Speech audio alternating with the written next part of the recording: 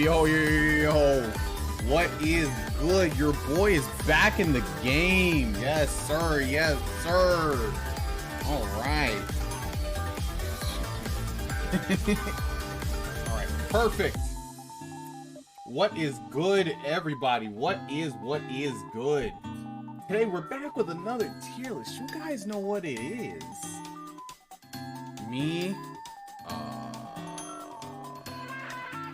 Me and Sydney, we're gonna be going over some more tier lists today. It's gonna be so much fun. This week's movies were honestly great, so I'm excited to talk about those. Dan, what's good? How you doing, dog? You good?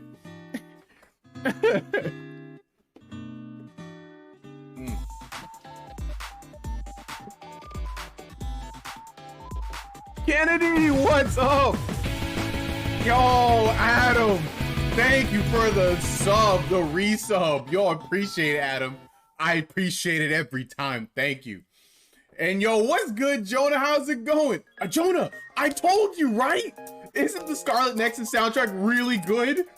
Isn't it? I've told you, dog, it's so good. Yo, yes, Kennedy. Tangled was pretty cool. Tangled was pretty cool. I literally just finished watching it right now. Actually, hold on a second. You guys might be able to see it. There it is. I just finished it. I literally just finished Tangled, so that's cool.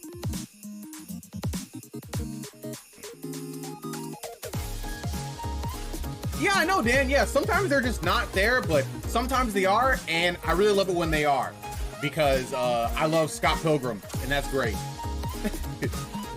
The bit I heard, I don't think was memorable, was so sick. It was so good. It was so good. Like, if you just listen to like the overworld like music or whatever when you're just like walking around, that's just sick music to just listen to the whole time. I really could, honestly.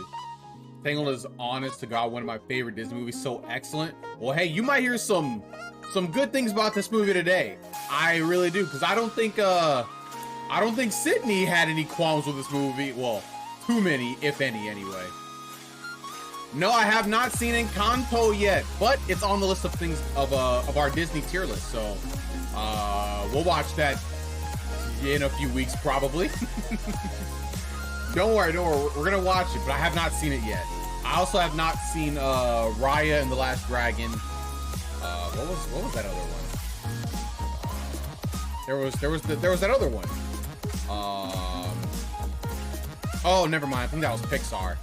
I can't remember what the name of it was. Dang, I can't remember. Oh well. Hey, let's all talk about Bruno. I can't talk about Bruno. I keep hearing the name of the song, but I don't know what it is. But I know it's a song, so that's cool.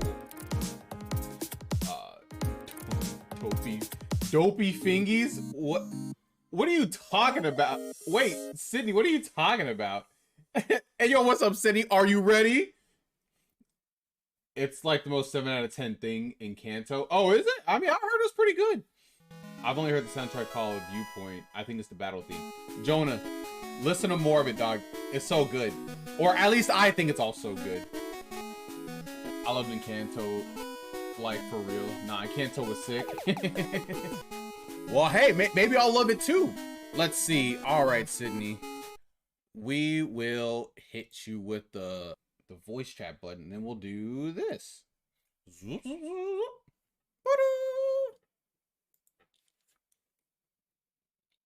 All right, Discord should be on. Yeah. Hello. Hello.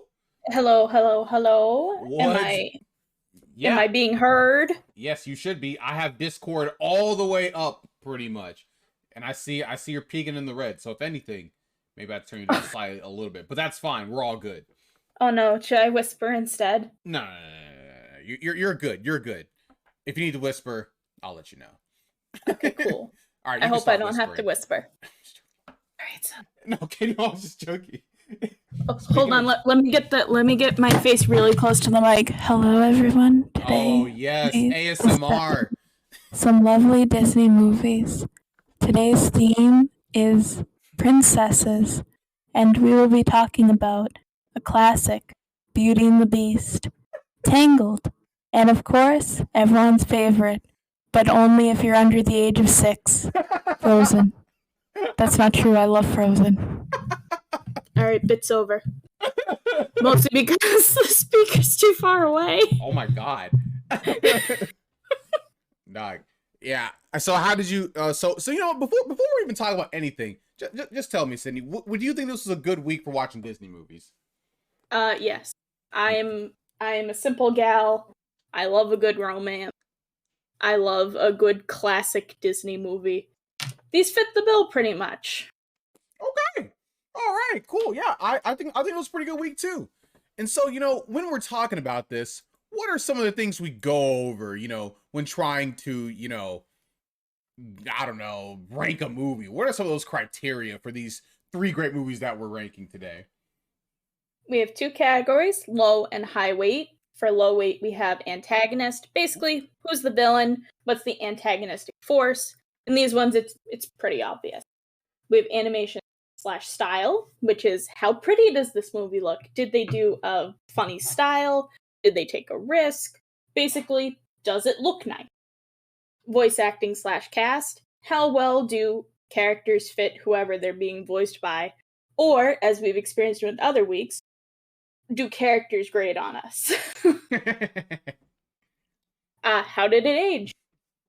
Looking at the movie in the year 2022, is it acceptable? Do we think the themes are going to age poorly? How is it, just in general? We've had a couple of really great movies that have really, really aged badly. Yes, we have.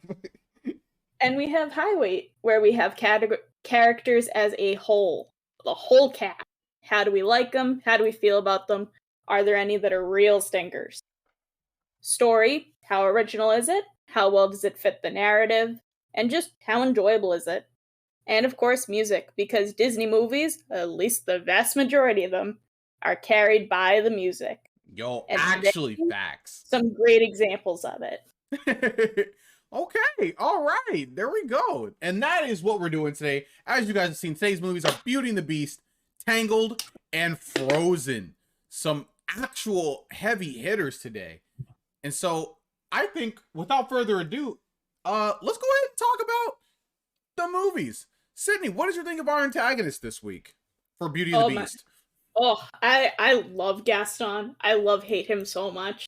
You love hate He him? is, when we were having Wreck-It Ralph with where we were discussing like a modern villain or a modern like issue, this is how you do it well. Oh. You have Gaston, who is just a guy who the town loves, who's just a misogynistic jerk.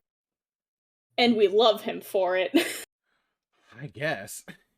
Oh, I love him for it. You know, Gaston, he was definitely a good antagonist, but it just as a character, man, he just was not really lovable for me, man. You know, people love Gaston. I was one of the people that didn't. I don't really like Gaston. Like obviously he's a villain, so I'm not supposed to like him. But you know, there are villains that are like charismatic that you like, but like also bad. You're like, yeah, that was a good villain. But like, man, Gaston, he was kind of whack to me, honest. Like, yeah, you know, big macho, big dumb man. I don't know. Something just didn't click right with me. I can't really give you like a concrete thing. He just didn't hit. I didn't like him. I didn't like his song. I was not a fan of Gaston. Absolutely brutal. I think I really like Gaston because he's so simple. He's just an ass. And I think that he's a great example of villains who don't have to do anything.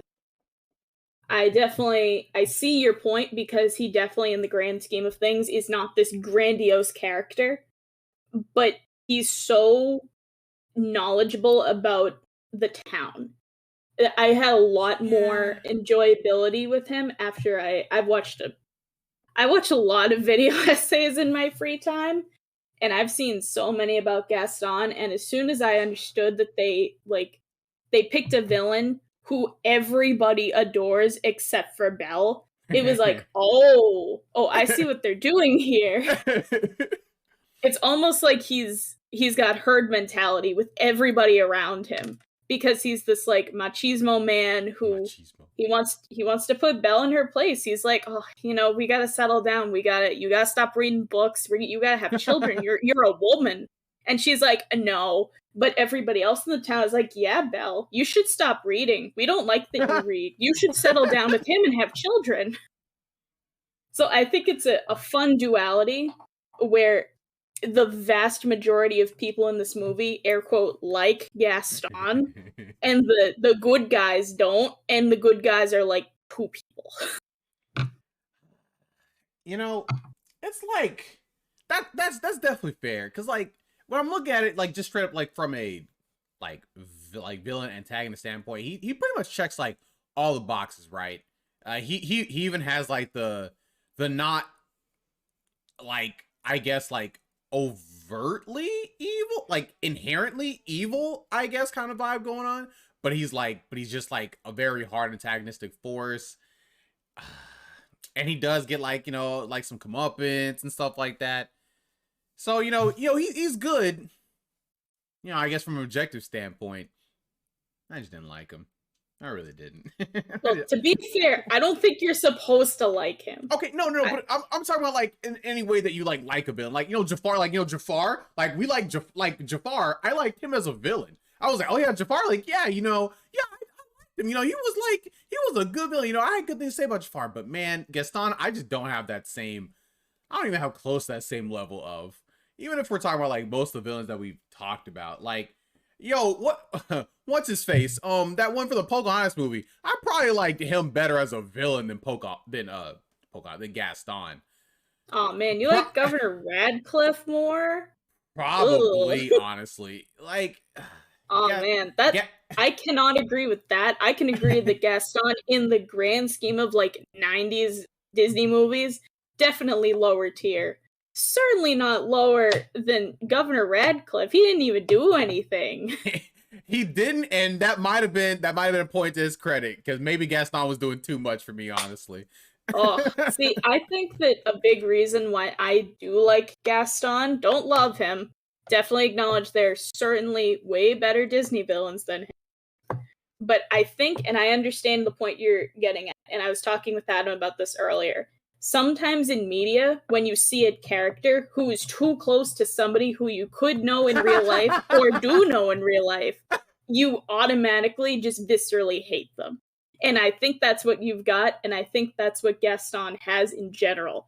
We all know a Gaston, and if we don't, we certainly can imagine running into one. We absolutely can.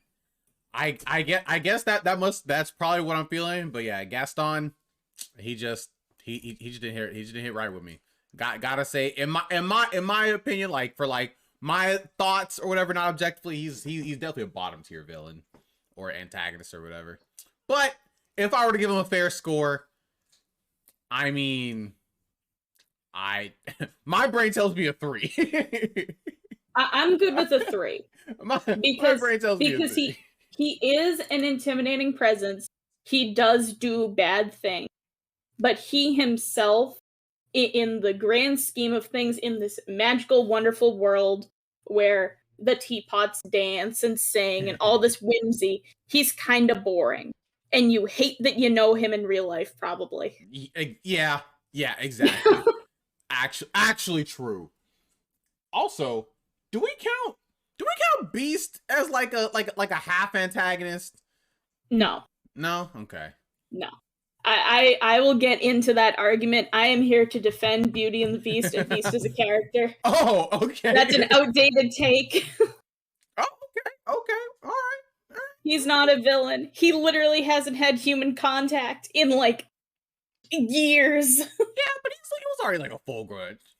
We'll get into that. We'll get into that a little bit more. Yeah. So you know what? I'll go ahead. Yeah, we'll slap a 3 on Gaston's head. All right. No one does bad things like Gaston. Yeah, you're right. And that's maybe a bad thing. All right, okay, here we go. Let me go ahead and pull this up. Okay, this is Beauty and the Beast.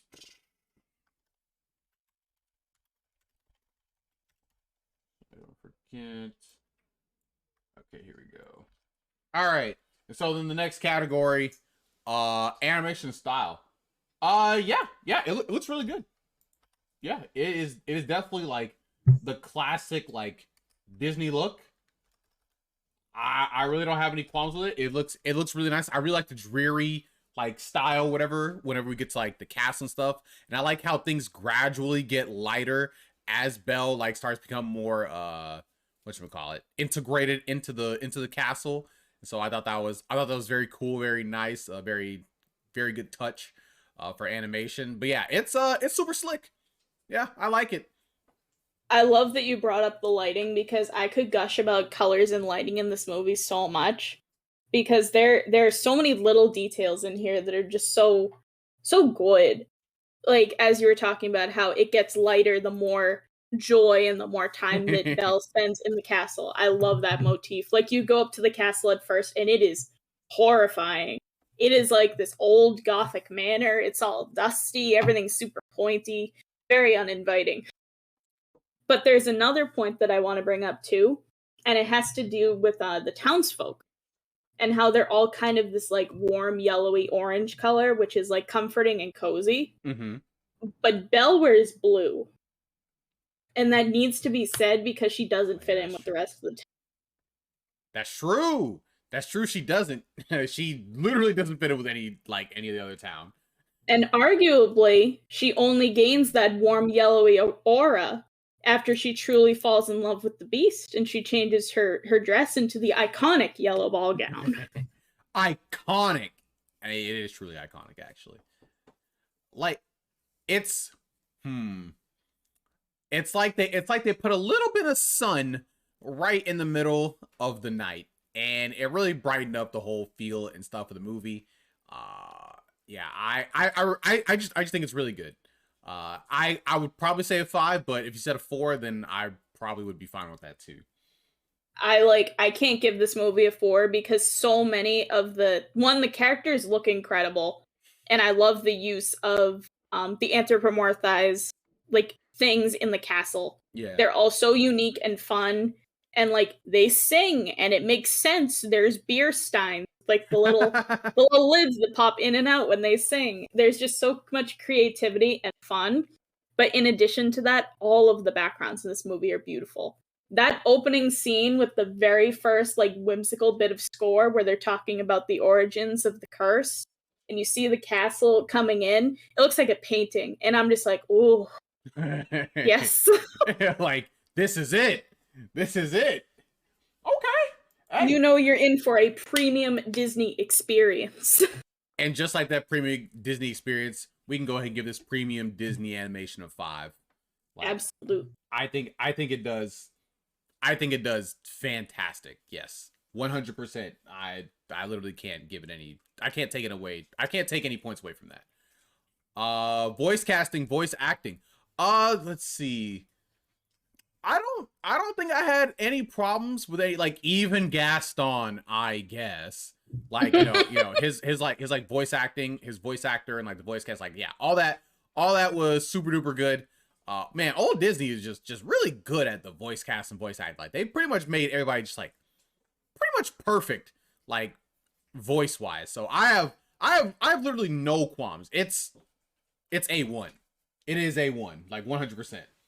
Yeah, the only issue that I really have is like LeFou singing, but I think it's just because I really, really like the newer version of the Gaston song so much more, and Josh Gad, while still not a great singer, adds so much more energy to that. I remember even like as a little kid, I'd watch LeFou and I'd be like, who's this child who's like idolizing this man? Like, and I think it was just an animation decision to make him so comically short. Because you could still be a short man. That's fine. But this looks like a dwarf. He looks like he got lost on his way to the Snow White set. Wait, you what was the last part you said? He looks like he got lost on his way to Snow White. You know, that's pretty funny, actually. I think. Okay, sorry, I was typing something. I think that it is all good. I think that whenever I'm like looking for like a good like a voice cast or whatever, my first thing is see how believable is this person's voice to this current build that they have for this character. And I feel like that's something this movie does really, really well at like portraying, like, you know, when like Beast, he has a beastly voice. He doesn't sound like just a man, you know, because like, you know how sometimes they like Bolt didn't sound like, you know, a small dog. He sounded like John Travolta, you know? Yeah, like absolutely. In Beauty and the Beast, they're like, oh yeah, the Beast. This doesn't sound like a guy who is a beast. This sounds like a beast. And I think that's something that they did really well with like all the characters. So I'm down to give it a 5. I am also down to give it a 5, if only because there are two things that I want to bring up.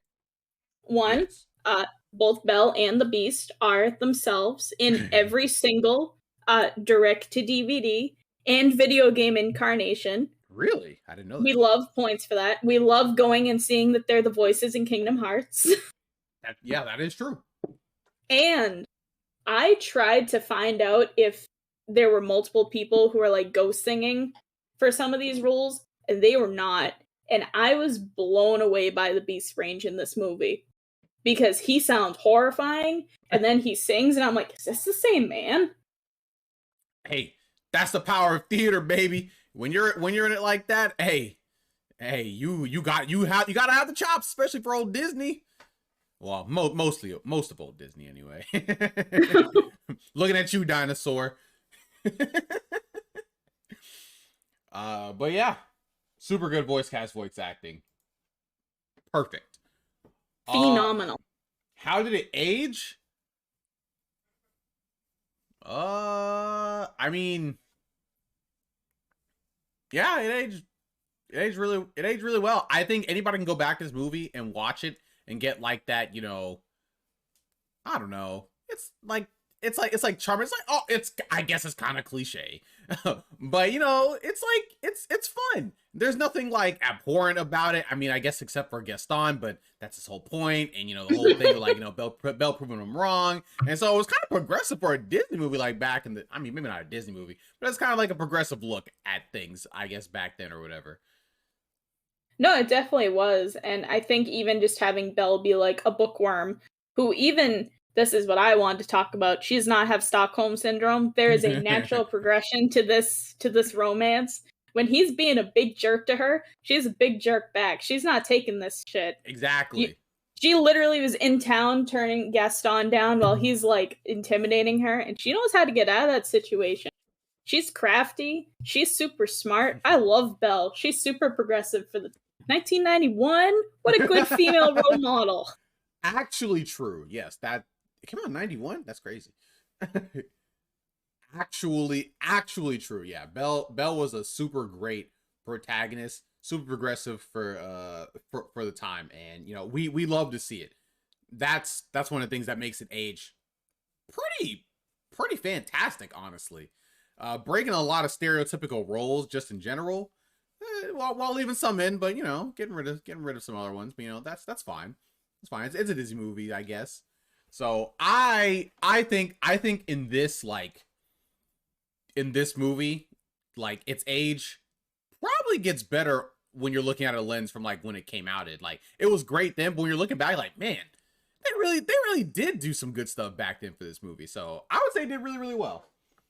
Yeah, and even to what Candy was saying earlier about the dance scene between Belle and the Beast using like super, super revolutionary animation, it still looks beautiful. That whole ballroom scene, I know there's some CGI with like the chandelier. It is not glaring at all. It is like so smooth and it integrates very well. The only thing that I ever really thought was that the room looked really empty, but I think that's the point of it, is that it's supposed to be such a very intimate moment between the two because you're looking at just them. Yeah. There's nobody else for this to be involved with. It's their moment.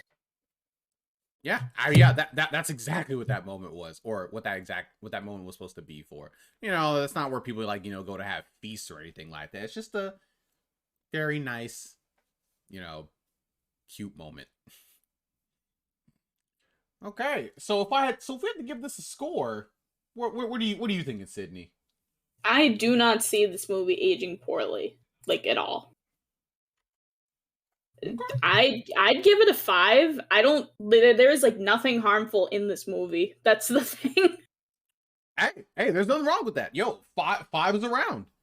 Okay. Characters then. Let's see. Yeah, all the characters, almost all the characters for me. Honestly, just about every single character was good, except for Gaston for me, honestly.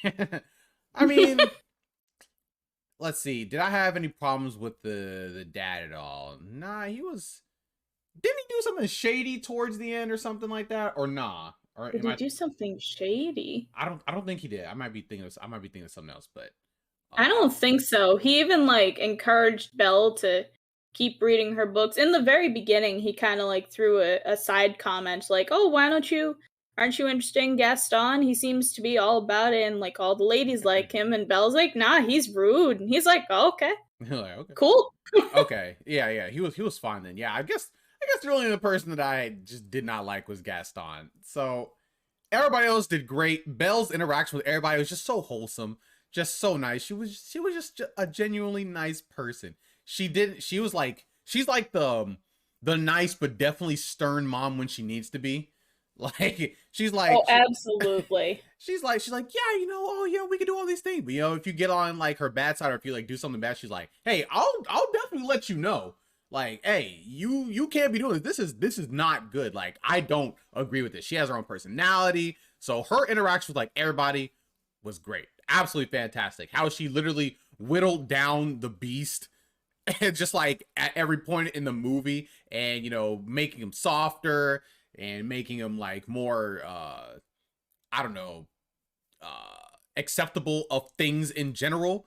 So that was very very good. Belle is such a great character in this movie. I love Belle. She's great. The little utensils and like objects and stuff like that, they were all nice. Like none of them were like bad. Maybe the candle could get slightly annoying sometimes because he was so safe, I guess. But I mean, it was fine though, and how how Belle was just like able to interact with them so easily, and they all like got together very well. I liked it. I liked it a lot. So I would say all these yo, Cog, yo, what's good? Thank you for the sub, dog. I appreciate it.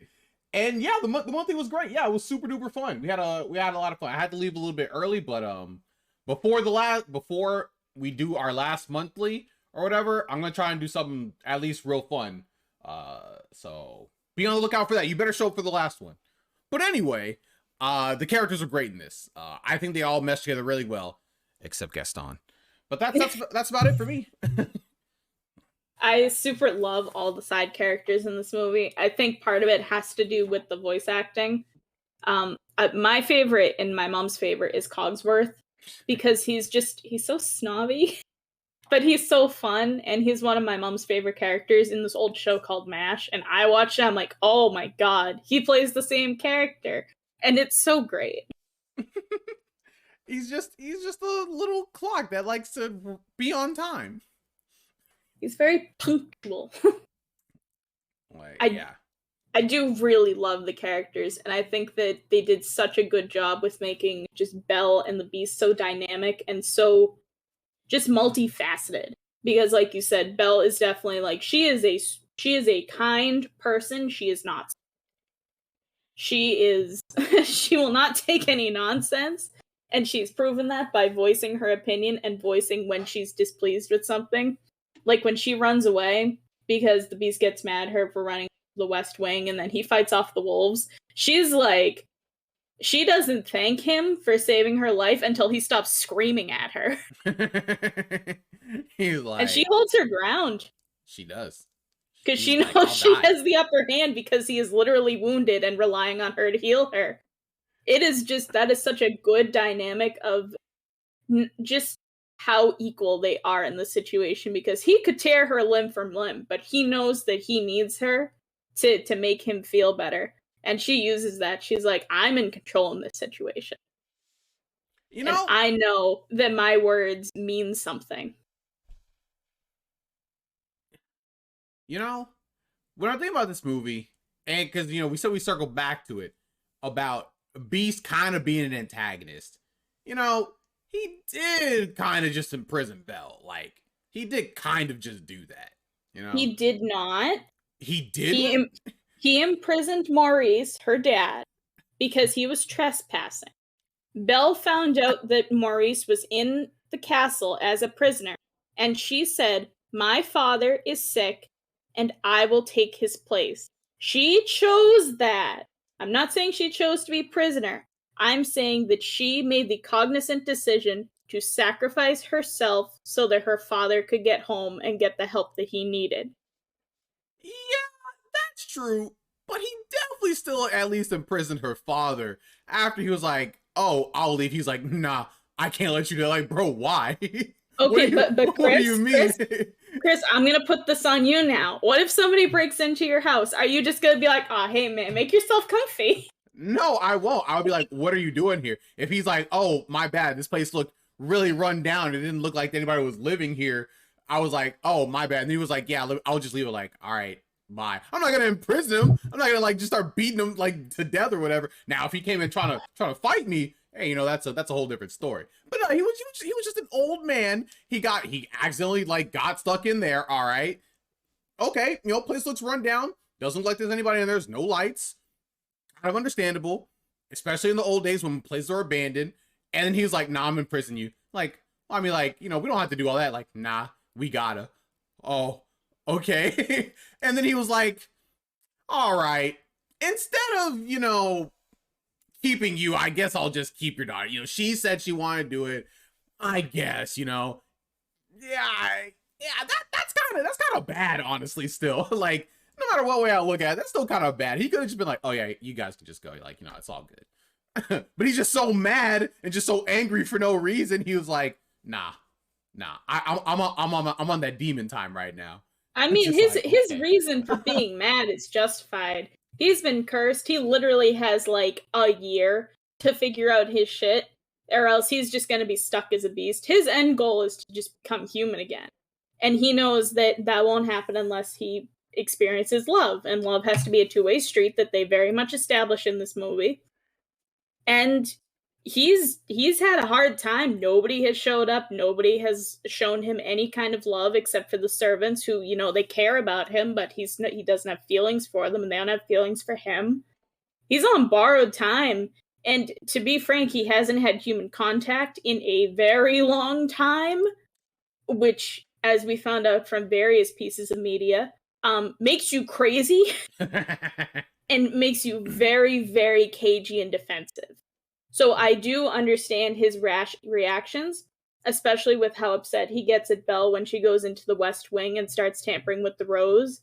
He's very protective of it. It is literally what is keeping him safe. I understand his reason for being mad. Yeah, I guess. But I still don't think he should be so mad that he just imprisons literally one person as they were trying to actually leave a place that once they figured out was, a place that they shouldn't have been. Like, just let him leave. Also, he doesn't even like people in there. He didn't even want him in there. He just wanted him there just to have him there, like for no reason. Maybe he was going to invite him to Checkers. There's no way he was going to invite him to Checkers. All I'm saying is, if we have at least like the starting force of all this, it was Beast being an antagonistic force, if at least a little bit, almost seemingly for no reason. He had a reason to be mad. Sure, somebody came into his house. Imprisoning, definitely much. Taking somebody else instead of him, that's definitely kind of an antagonist thing. At least in the beginning. I do see your points. I just also want to bring up the fact that this is based on a fairy tale, and it is like from the, I think, like 14th century. And I think that the rules of illegally entering people's homes were a little different. I played a lot of video games, Chris. When you enter homes that aren't in like Zelda and Pokemon, people get really mad. Sometimes they even want to shoot you. Yeah, exactly. And you know what? Maybe... Yeah, maybe Beast maybe had a reason to be mad. I don't know. That's still an antagonistic thing regardless, especially with how helpless the old man was, and it was just him. I can't help but just see that as antagonistic. At least that force. Now, is that a bad thing? Honestly, kind of, because I still feel like it was a bit unnecessary, but I'm not gonna hold it too hard against the movie anyway. There'd be no movie if he didn't imprison Maurice. That is true.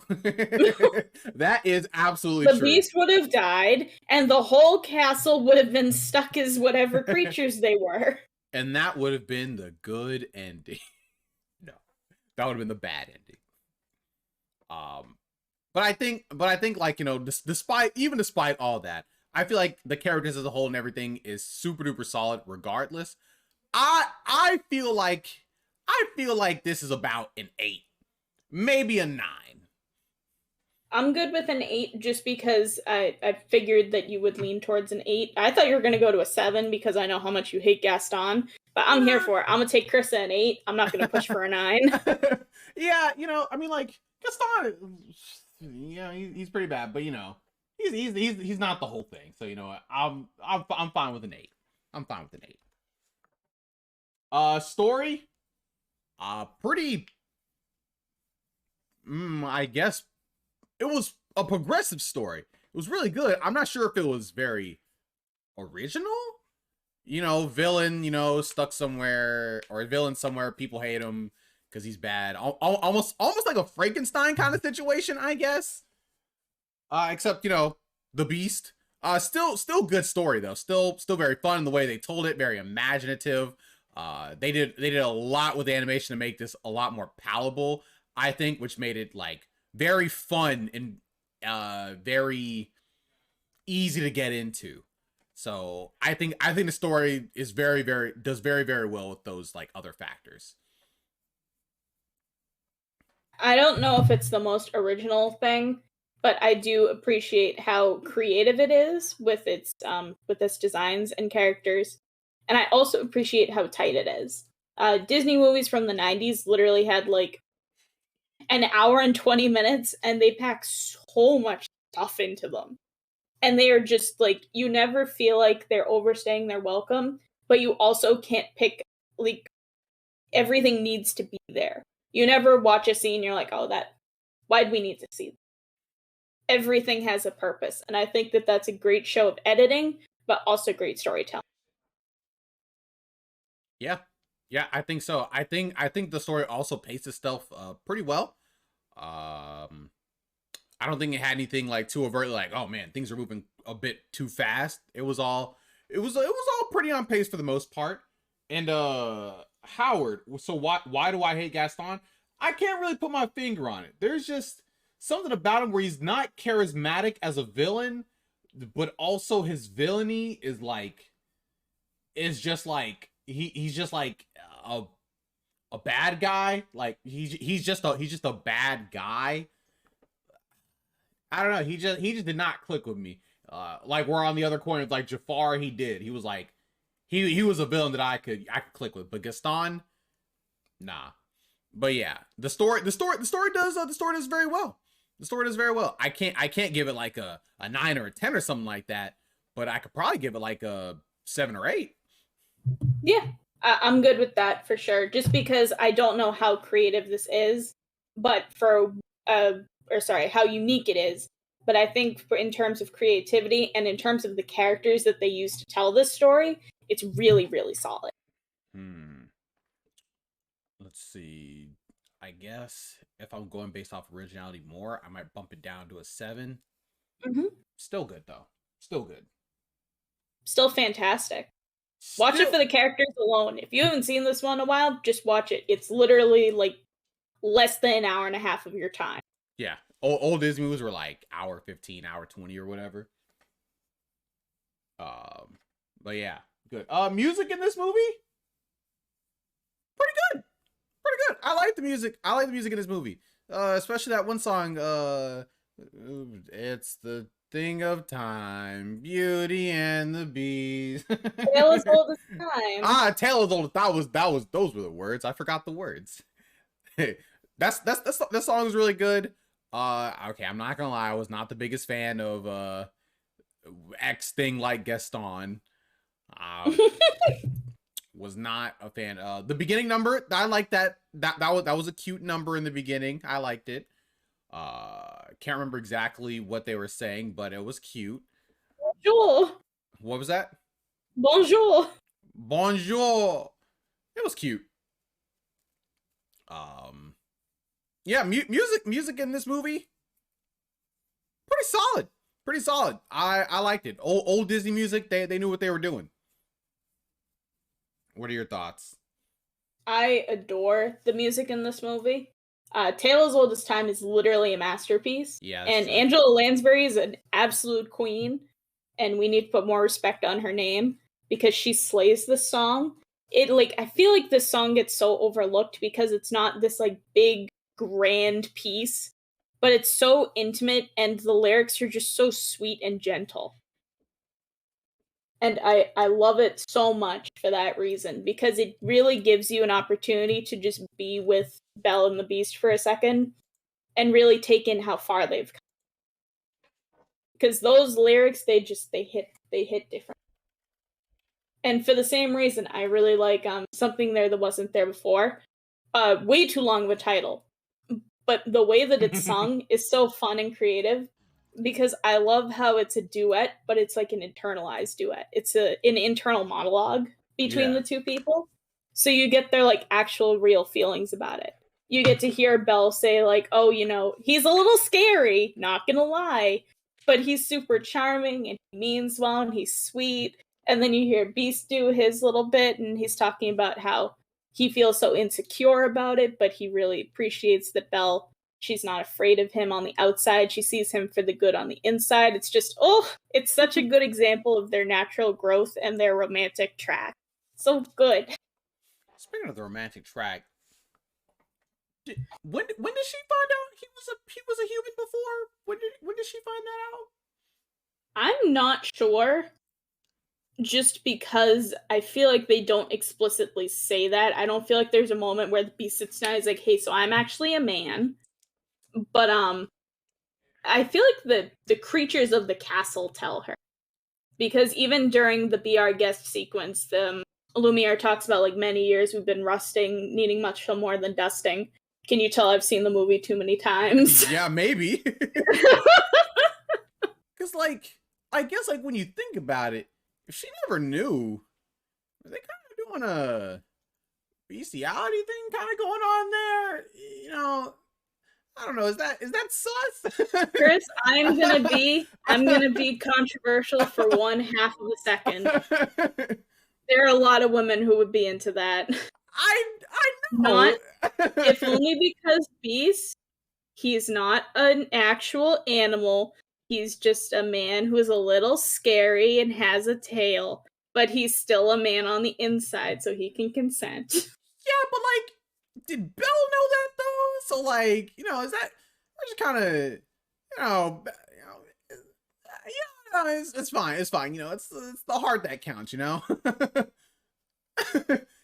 I think there are enough moments in the movie that establishes that he is more than just a non-verbal creature without feelings, that this is acceptable. They have romantic feelings. They don't express them romantically until he is a human. So there's no kiss when he's a beast. That's true. That is true. But, it's not like there wouldn't have been.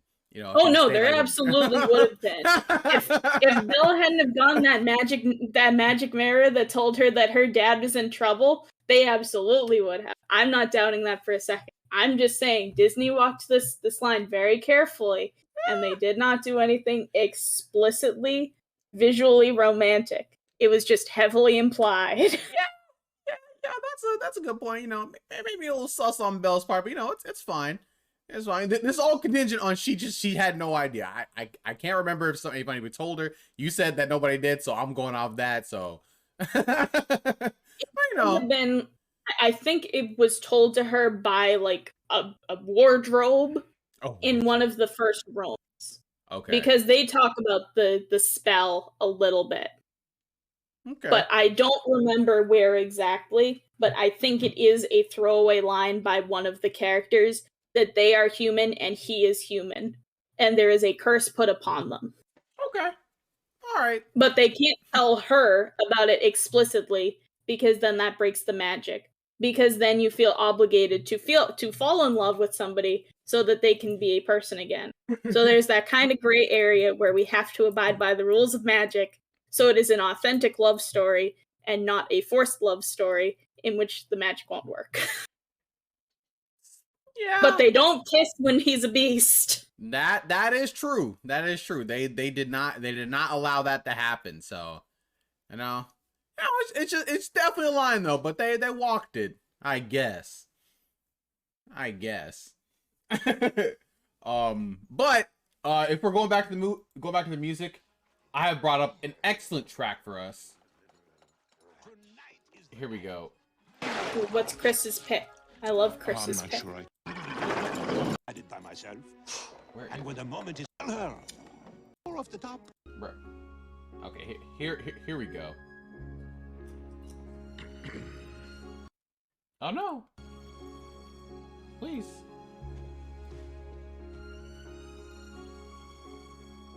See, look.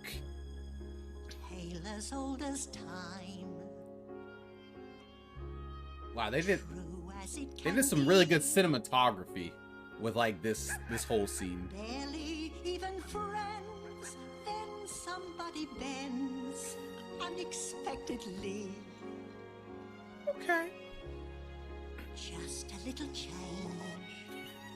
Look at him using a spoon. Small to say the least, both a little scared, neither one prepared. Beauty and the Beast. Look at them definitely going on a date. Just the same. Yo, you see that hand placement? Bro. Ever a surprise. You can't tell me Belle didn't mean nothing by that hand pull. Can we just talk about the fact that Beast's entire hand fits on her back? All of it. Yo, it's because he's huge. Bittersweet and strange, finding you can change. Man, they really did so much with that dress and the physics of it. Certain as the sun, rising in the east. Yo, you can't tell me Belle wasn't trying to do nothing right there. Beauty and the Beast. Tale as old as time, song as old as rhyme. Beauty and the Beast. So the reason why that door opened is because Zaldin from Kingdom Hearts is about to bust in on them.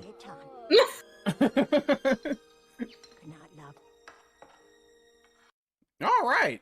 Yeah, it was just a really cute, good song. I liked it. That is a classic song right there. So I'd be down, at least for the music. The Door to Dark. Yes, Jonah, The Door to Darkness. I'd be down to give the soundtrack. Yeah, man, that Gaston song really, I was just not a fan of the Gaston song. I will say an 8, potential to move up to a 9. I'm good with that.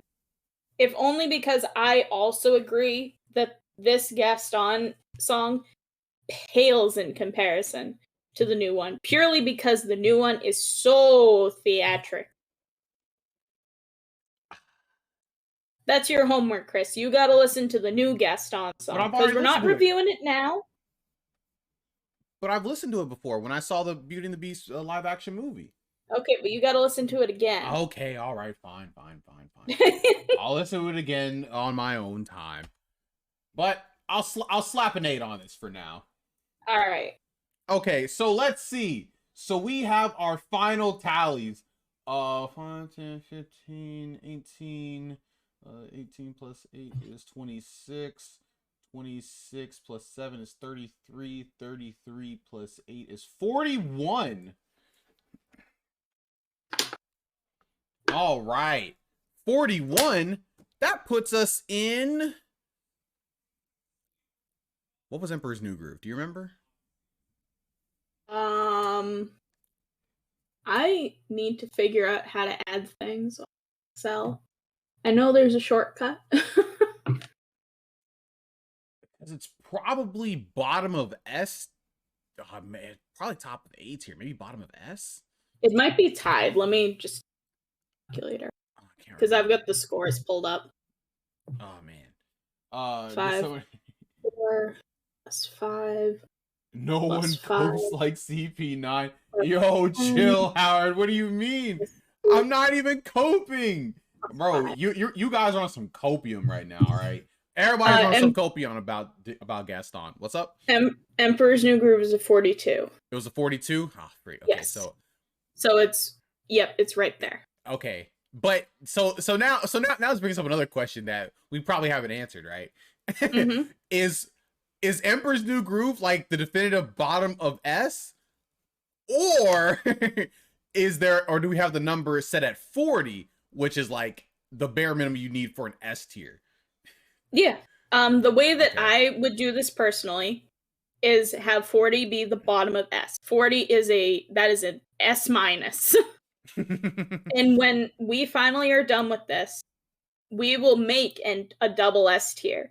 And that will be exclusively for movies that are in the S tier that we think have the prestige to reach up into the next tier. Even if they're in the lower end of it, if they have enough qualities or like revolutionary enough with whatever they were doing at the time, they can get bumped up to S tier, double S. Okay. Well, we already know our first 2 double S tiers.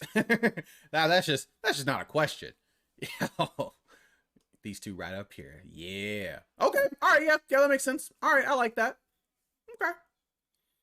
All right. So we have finished Frozen, and I will be right back. Going to the restroom real quick. BRB. All right.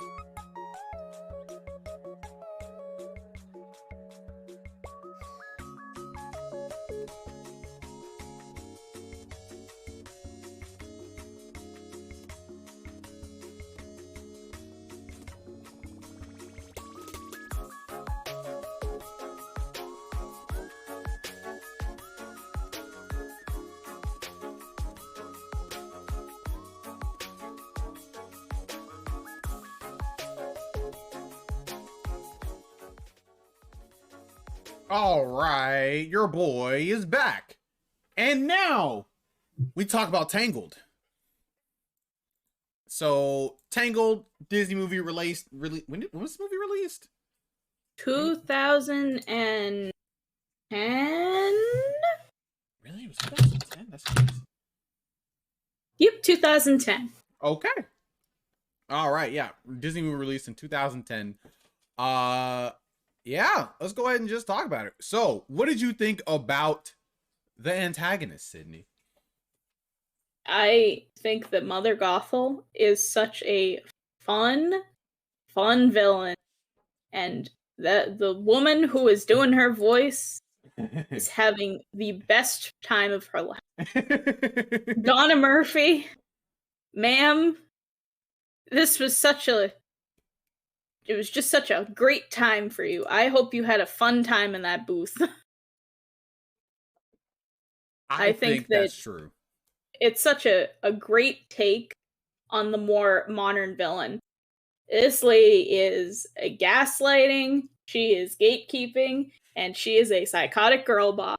I love it. She's doing it all. And Like- there's so much thought put into like every single line and every single decision that's made with her. On this watch through, I'd seen so many people comment about it, and I noticed it so much more this time.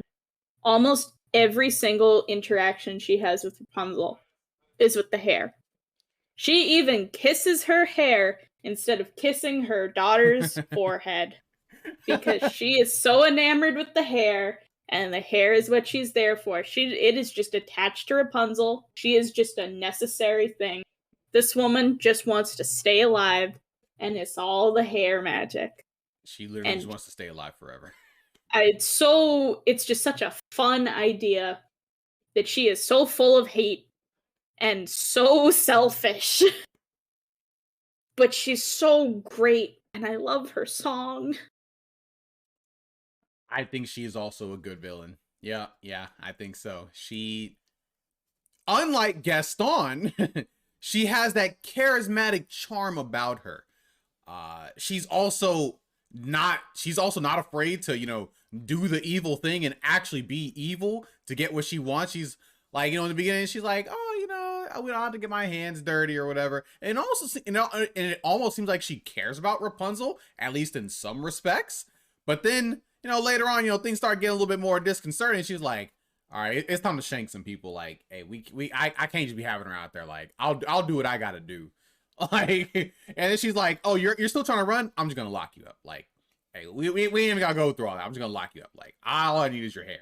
So it's almost like she evolves as a villain, I guess, at least to us. And I kind of like that. I thought she was great. Oh yeah, I love that too. I love how in the beginning you kind of believe that she's on the side of Rapunzel, especially with even during the Mother's Knows Best number, where she is literally insulting Rapunzel to her face. Yeah. You understand it because this girl has been kept in a tower for 18 years. She doesn't know a single thing about being outside. She's too naive. This is all a very fabricated thing for Mother Gothel. She has made sure that her daughter doesn't go anywhere. But it's so believable in the beginning because they're little minor things. They're little jabs. I'm sure we all know somebody who has gaslit and gatekept and girl bossed us all too much. Girl bossed us. Yeah, honestly, one of the things that I like, I guess, about her the most, or maybe it's not about her, but what she was saying, because if you look at it, she was kind of right in what she was telling Rapunzel. Oh, hey, when you leave the tower, bad things can happen. You might get kidnapped and all that stuff, and all that stuff was kind of true. Now, she might have caused pretty much all those things. It's kind of true. Whenever they walked into that first bar or whatever, and they almost got jumped and stuff. It's true. She did not lie. The world is scary. It's full of bad people. She wasn't wrong. Yeah, it kind of proved her right. And, there's something to be said about that, when the villain kind of has a point, actually. I don't know. I thought she was great. At one of the last great, she was the last great Disney villain. Is that true? Maybe so far. I don't know. Who else? What movies come after this one? What Wreck-It? Oh, Frozen for one. Wait, okay. The villain in Frozen? Oh yeah, you're right. Yeah.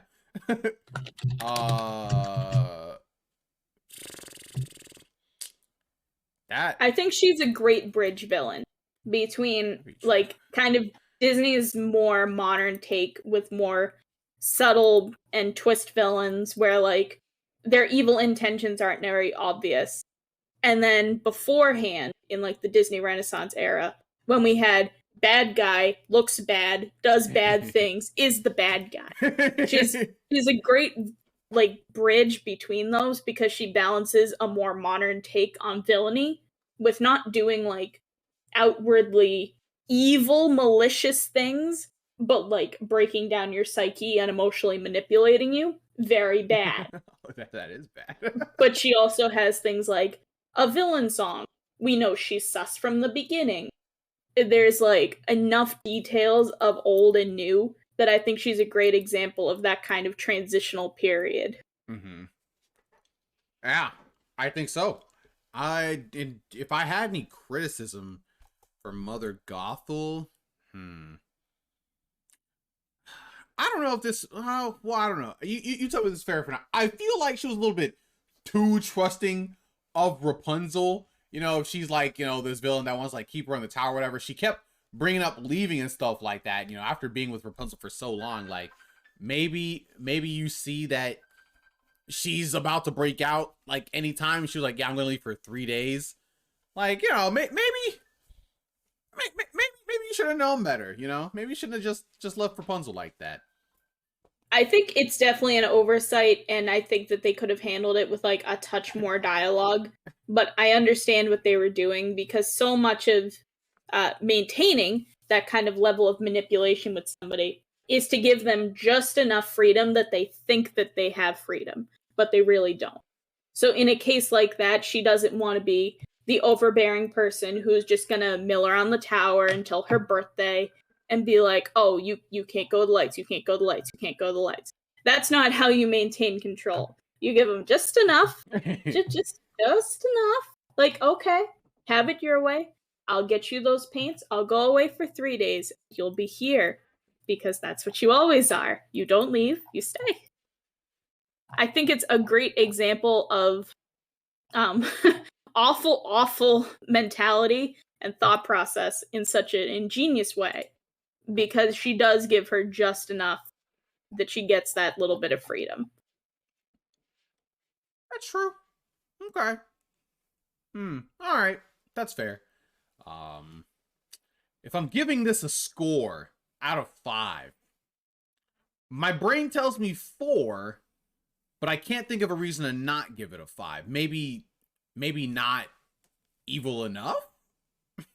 As soon as you said that statement, I was like, yeah, that's true. Like, there's nothing inherently wrong, but I think because we have so many great examples of villains who are doing the most and then are also just these amazing, charismatic, fun characters, that, like, Mother Gothel is a really great villain.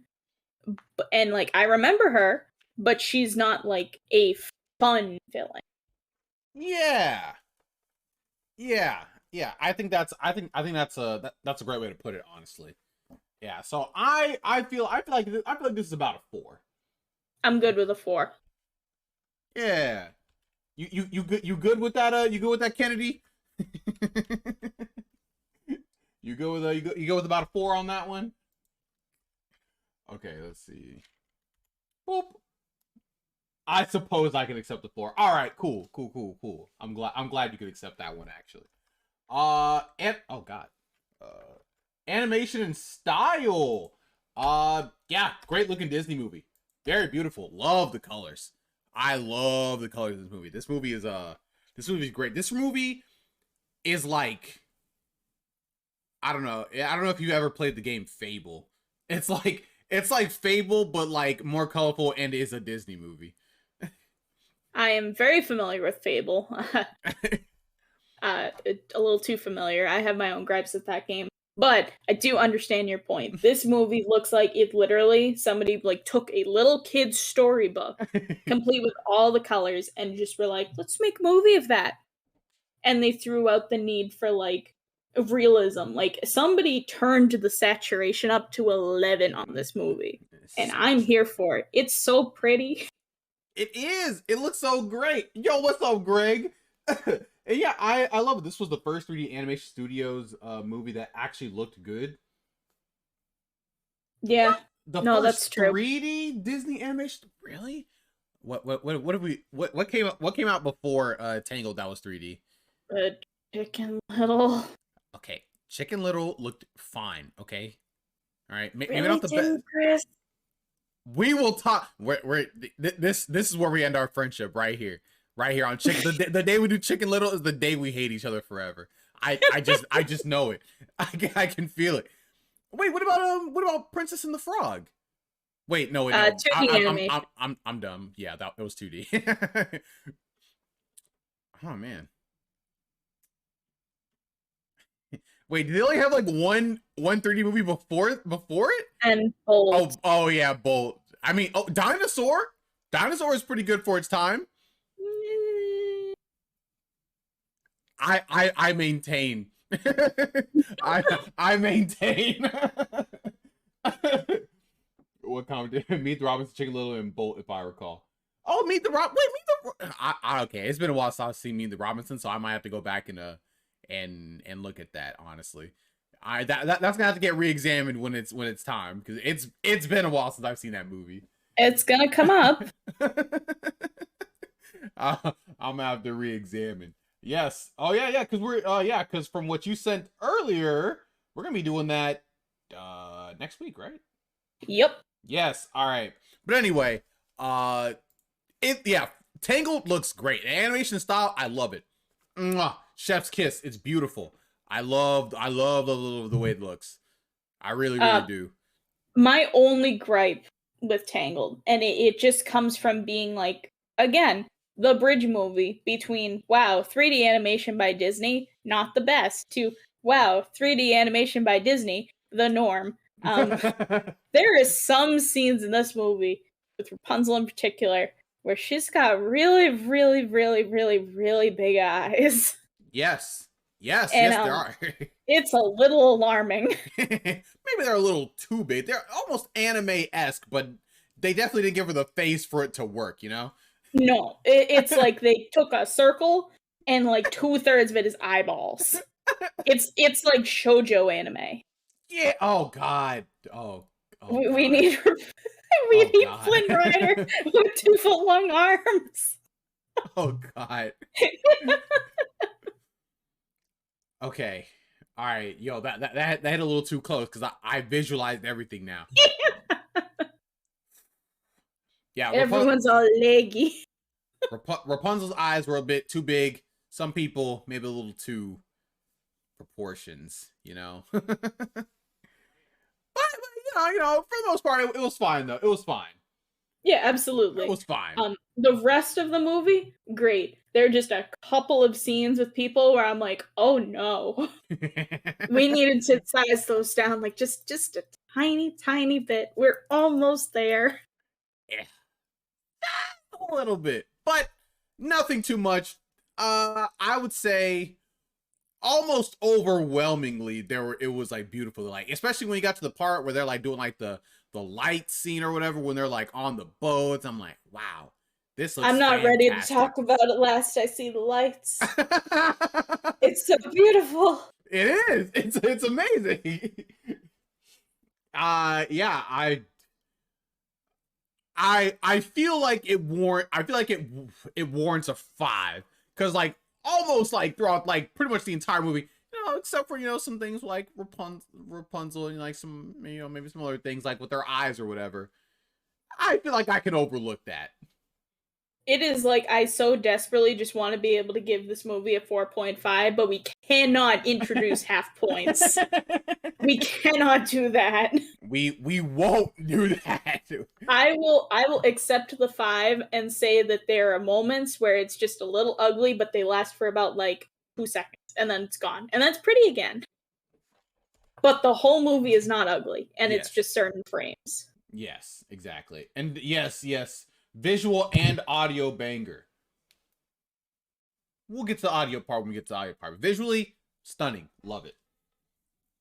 Voice cast, voice acting, great. Absolutely great. It didn't fall into that same thing that Bull. I'm gonna use Bull as like the perfect example of this, where like where like all the voices matched very well. Flynn or Eugene sounded like a Eugene. The evil stepmother, perfect. She sounded. I say stepmother. I guess she's kind of a stepmother. Whatever. Fake mother. She sounded like how she was supposed to. Rapunzel sounded like a Rapunzel. I really liked how they what's the word? How they made Rapunzel sound when she was I guess more serious, I guess. She went from like very like, oh, you know, this little girl to like schemy, I guess. I don't know. I really liked it. I really liked it. I think they all did an amazing job. Like pretty much perfect, honestly. I liked them. What did you think? Believe I wrote it in my notes, but everybody is amazing here. And then they sing, and then it's perfect. You said what? Everybody is amazing, and then they sing, and then it becomes perfect. And you're like, oh, okay. This is even better now. He's very much not fine. He's perfect. Oh. Yeah, everybody does great with their singing voices. I mean, I say everybody, but I guess everybody, right? Because the three main people that actually do sing, yeah, they all do splendid, absolutely splendid. I have nothing bad to say here. 5. Yeah, 5. I have nothing more to say. Incredible. And then, how did it age? The animation didn't age the greatest because now everyone looks like they have bug eyes. But Tangled was one of my personal favorites for how fun and sweet it is. It's just what I was saying earlier. There are just certain points in this where you can tell that this was the movie where they were figuring out their style, where they almost, just barely, almost gotten it right on the nose. And that's the only thing. Is just you can tell in a lineup that this came before certain movies purely because of some animation things. Yeah, that's true. But fair. The story, great. Songs, great. Villain, great. The Kingdom Dance is a TikTok song now. Great. It's a TikTok song. Okay. I think you know the way that it aged is I definitely don't think it'll age poorly as time goes on. It's good now. I watched it literally right before the stream, you know, because I had saw it like a long time ago. And I gotta say, did great. I think you know, showing Rapunzel, literally the thing that I love about Rapunzel, like, you know, and that I think is good towards its age is like Rapunzel isn't just like somebody that just like sits around or whatever. If she feels threatened, she will literally like start fighting. Like she's like, I'm no damsel in distress. I will clock you with this frying pan and give you a concussion, potentially kill you. And so, you know, I think that shows like a great whatchamacallit, example of like, you know, strong, independent women who shouldn't just sit around and wait to be threatened if they feel threatened. You know, do something about it. And Rapunzel does, I guess. She just needed a bodyguard because her mom made her feel like she was inferior. That's it. She needed a man, but she didn't need a man. She didn't need no man, okay? She fought, she did everything on her own for the most part. You know, when she got out, you know, it was a little scary, but you know, it's because she didn't know. But that's okay. Did you know the concept art for Tangled? She was supposed to have a bow and arrow. Oh wait, was that the first thought for Brave? No, yeah, well, sort of. Tangled actually was going to be called a different thing, but they needed a neutral title to attract the boys. But they still needed a princess movie, so they got rid of her crossbow. Okay, is that what happened? Yeah. Wait, question. Little do they know, the girls love women who can fight. Wait, is Is Tangled? Wait, Brave was Pixar, right? No. It was Disney? Brave is Disney. Wait, we don't have it on the list. Do we not have it on the list? Think Brave is actually Disney. Wait, did we just miss that? We may have just missed it. Oh, well. Okay, Kennedy said 100% Brave was Pixar. Okay. You know what? All right, Kennedy. I guess you would know. You know, redheads got to know redheads. You know, I feel that actually. What was I about to say? Oh yeah, made by Pixar Animation Yeah, Studios. the reason why I got slightly confused because I remember she was in the Wreck-It Ralph 2 movie, and I was like, wait a second, is she a Disney princess? It's like, what? And then we started talking about the bow and arrow thing. But anyway, what would we give this for an age? I'm not entirely sure. I mean, my gut reaction is a 4, but I mean, it could be a 5. I don't think it will age poorly. I think if anything, it's just going to be more evident that it's an older movie, and that this is gonna, I say suffer, but I don't mean suffer. It's gonna struggle with the same thing that happened with Toy Story 3. Not Toy Story 3, Toy Story, the first one, compared to Toy Story 3. I was like, what's Toy Story, great movie, excellent. One of the earliest movies that used CGI in its full length, and it shows. It did what it could. It absolutely did, and you know, it looks incredible for 1993. But wow, it doesn't look the prettiest, and I think that's all that's going to happen with Tangled. Okay. So, and people are going to want a little bit better of a female role model than Rapunzel. Yeah, but that's fair. That's fair. She suffered from needing to fill a quota. If this movie came out now, we'd absolutely get her with a crossbow. Absolutely true. Because then Brave came out later, and she actually did have a crossbow. Or was Brave before Rapunzel, actually? Oh, Brave actually was probably before Rapunzel. Brave probably came out like, what, 2008 or something? Oh, okay, I could be wrong about that. I probably don't know what I'm talking about. 2012 compared to 2010. All right, yeah. There we go. So yeah, you know, we did get that later on, you know? Brave was in production before Tangled, but not done until after Tangled. I'm still saying it counts. All right. 4? Does that sound fair? Yeah, I'm good with 4. Sick. All right. Characters. I like them. I like them all. They were all pretty great. I even like the little side animal characters. I love the horse. The horse was just so... The horse was great. I love the horse. There was just something about him. Even though he was like... It was like, kind of like on the bad side for most movie. Doesn't matter. I liked him. I also love the chameleon. The chameleon was great.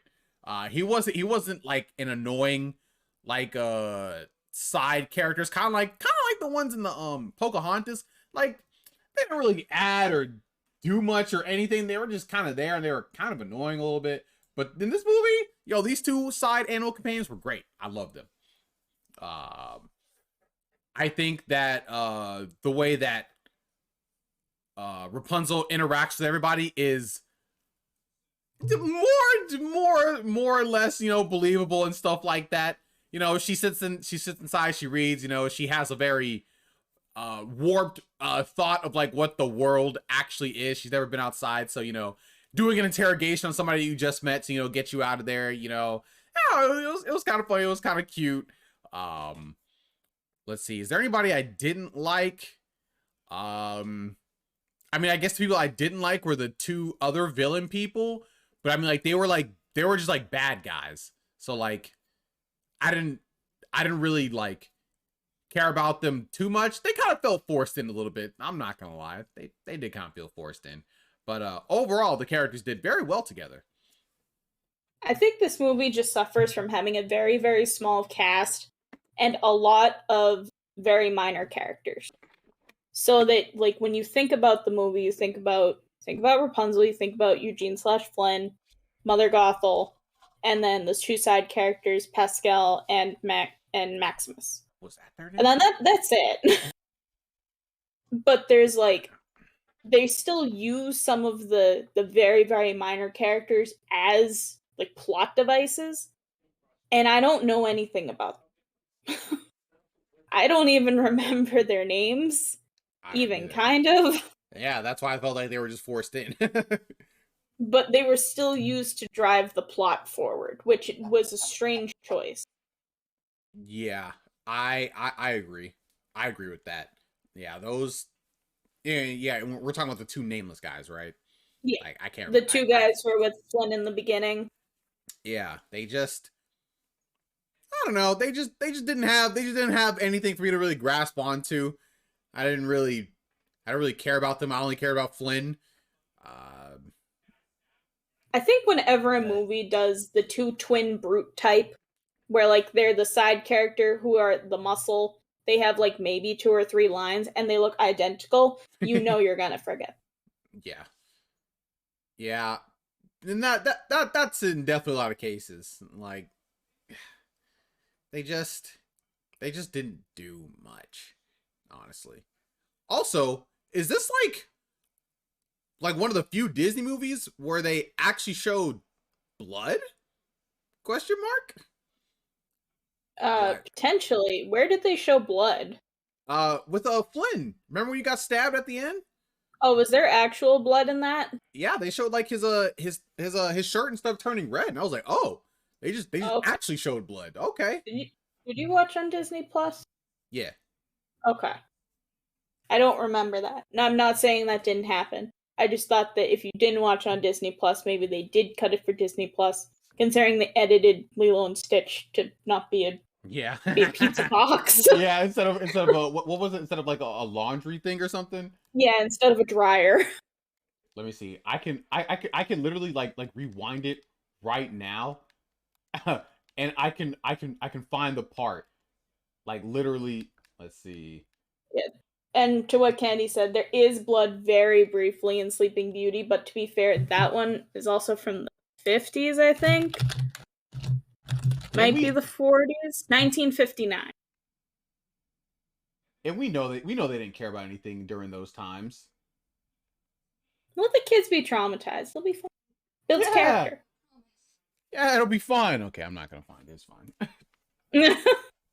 Maybe Pocahontas, possibly Hunchback.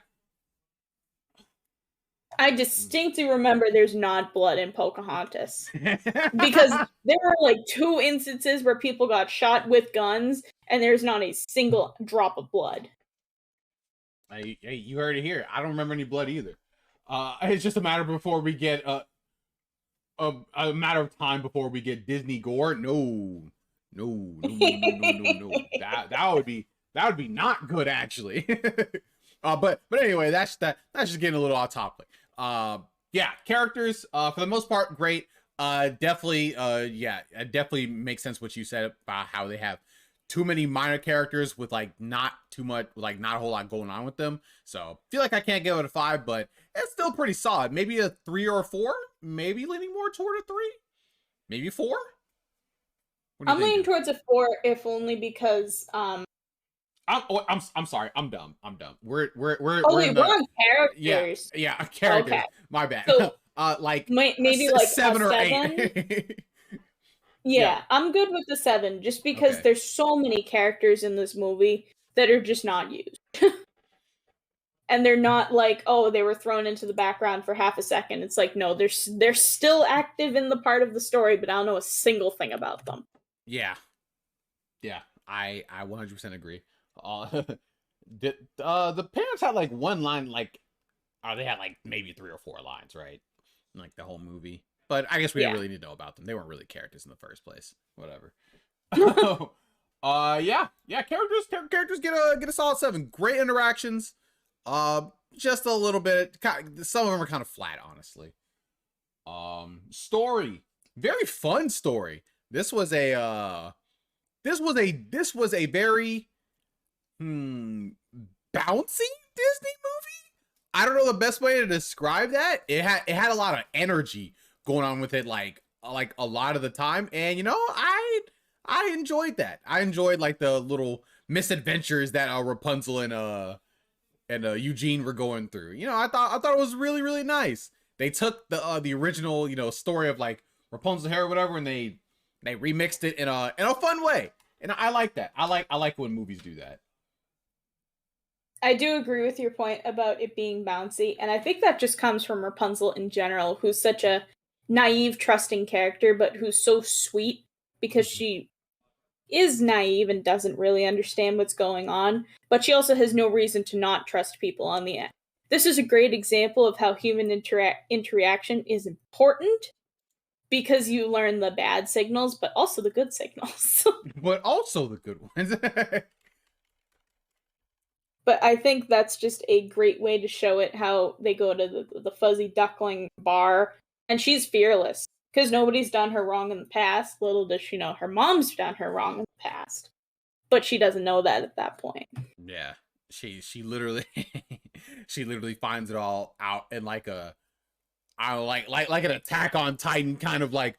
Oh, you probably, I don't think you've seen Attack on Titan. Have you seen Attack on Titan? I saw season 1, but like when Okay. it came out, Okay. I don't really remember a whole lot from 6 years ago. Yeah, it was like it's like it all came back to her. Maybe that's a little Deus Ex-y, I guess. She starts seeing the imagery. She can all of a sudden remember everything when she was in a cradle, I guess. All right, fine, sure. It's a Disney movie. Maybe it was the hair. You know, the hair let her remember. Really great cognitively, I guess. Still cool though. A core memory. Ah, yes, a core. Man, I wish we were doing Inside Out. That movie was good. I really liked Inside Out. Anyway, let's see. Was there anything? I mean, I guess it does feel kind of samey, I guess, movie wise. I don't know. It almost feels like Disney's like going through the motions, like just like a little bit, even though they were still able to tell like, you know, a very fun story regardless. Well, I think this movie and The Princess and the Frog, they came immediately after the middle age of Disney. I forget what that's called. It's the post-Renaissance. It has a term for it. But where everything became very experimental and strange. And The Princess and the Frog and Tangled are both, they're classic Disney princess movies with a romance plot with a villain. Yeah. They are very much a return to formula, and I think that's why they can feel very samey. It just in terms of their story. It's also, at the end of the day, a very simple story, but I think their characters carry it enough. Just because Rapunzel is such a fun and charming character who truly sees no flaws in anybody until she does. until she does. Yeah. Oh, yo, what's good, Abby? Yeah,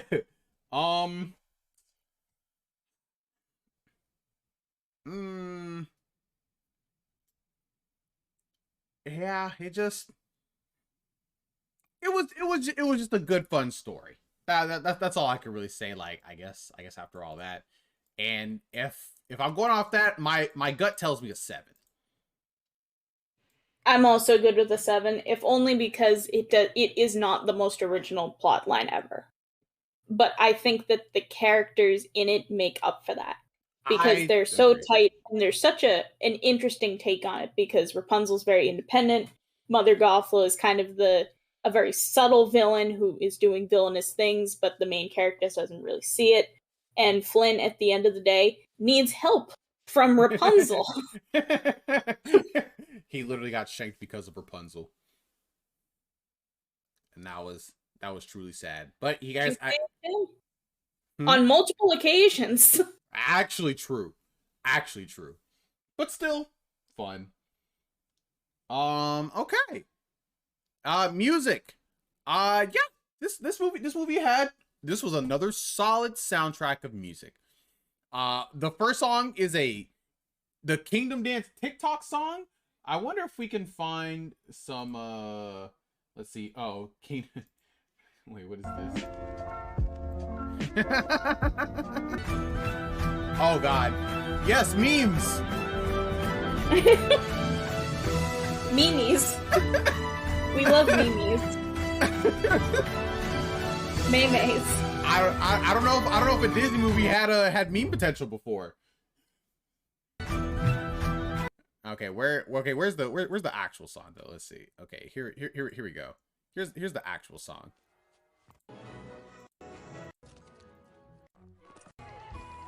never gonna actually find it. Yeah, skip forward a little further. After she's got her hair done.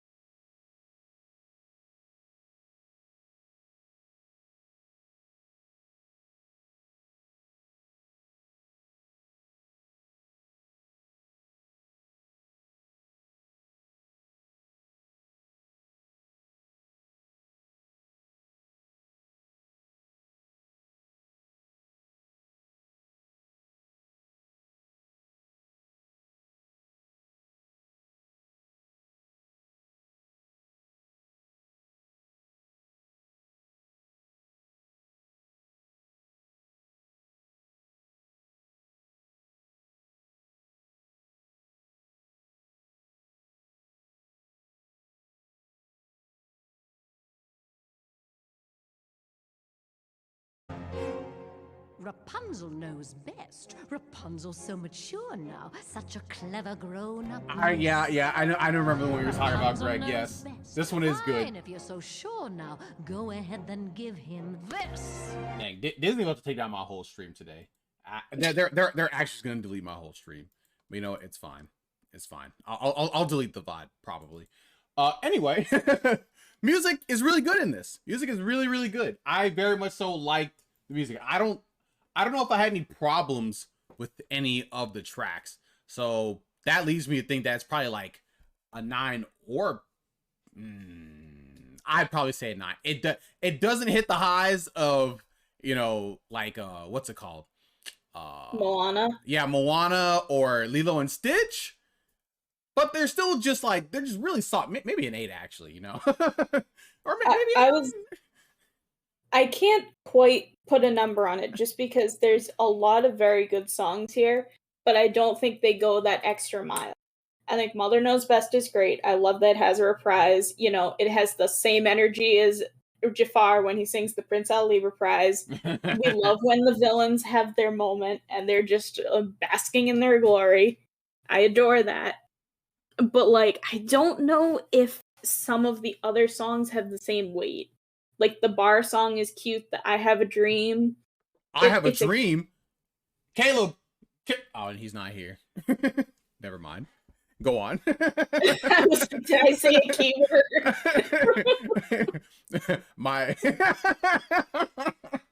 Never mind, go on. Okay. Like, I like that song, but I don't think it stands out as much as others. Same thing with even, I really love When Will My Life Begin. I think that's a great way to establish Rapunzel as a character who's like, she's tired of life, she doesn't really know what she's doing, she gets super bored easily, but I don't think there's enough passion.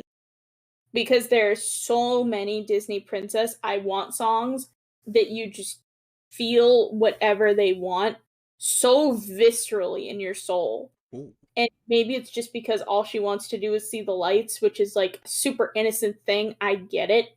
But it doesn't have the same power as some of those other I Want songs. However,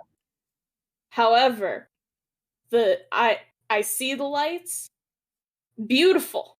Literally one of the best movie songs ever made, complete with the visuals. Ooh, one of the best ever made.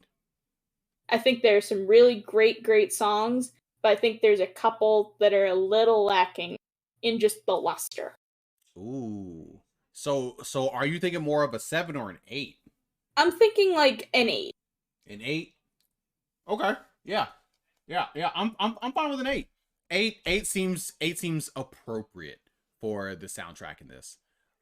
While it's good, it just doesn't have that oomph, you know? It just needs it didn't make me want to cry. A little more. Moana, every track made me want to cry with how beautiful it was. Oh my god, I love Moana. Anyway.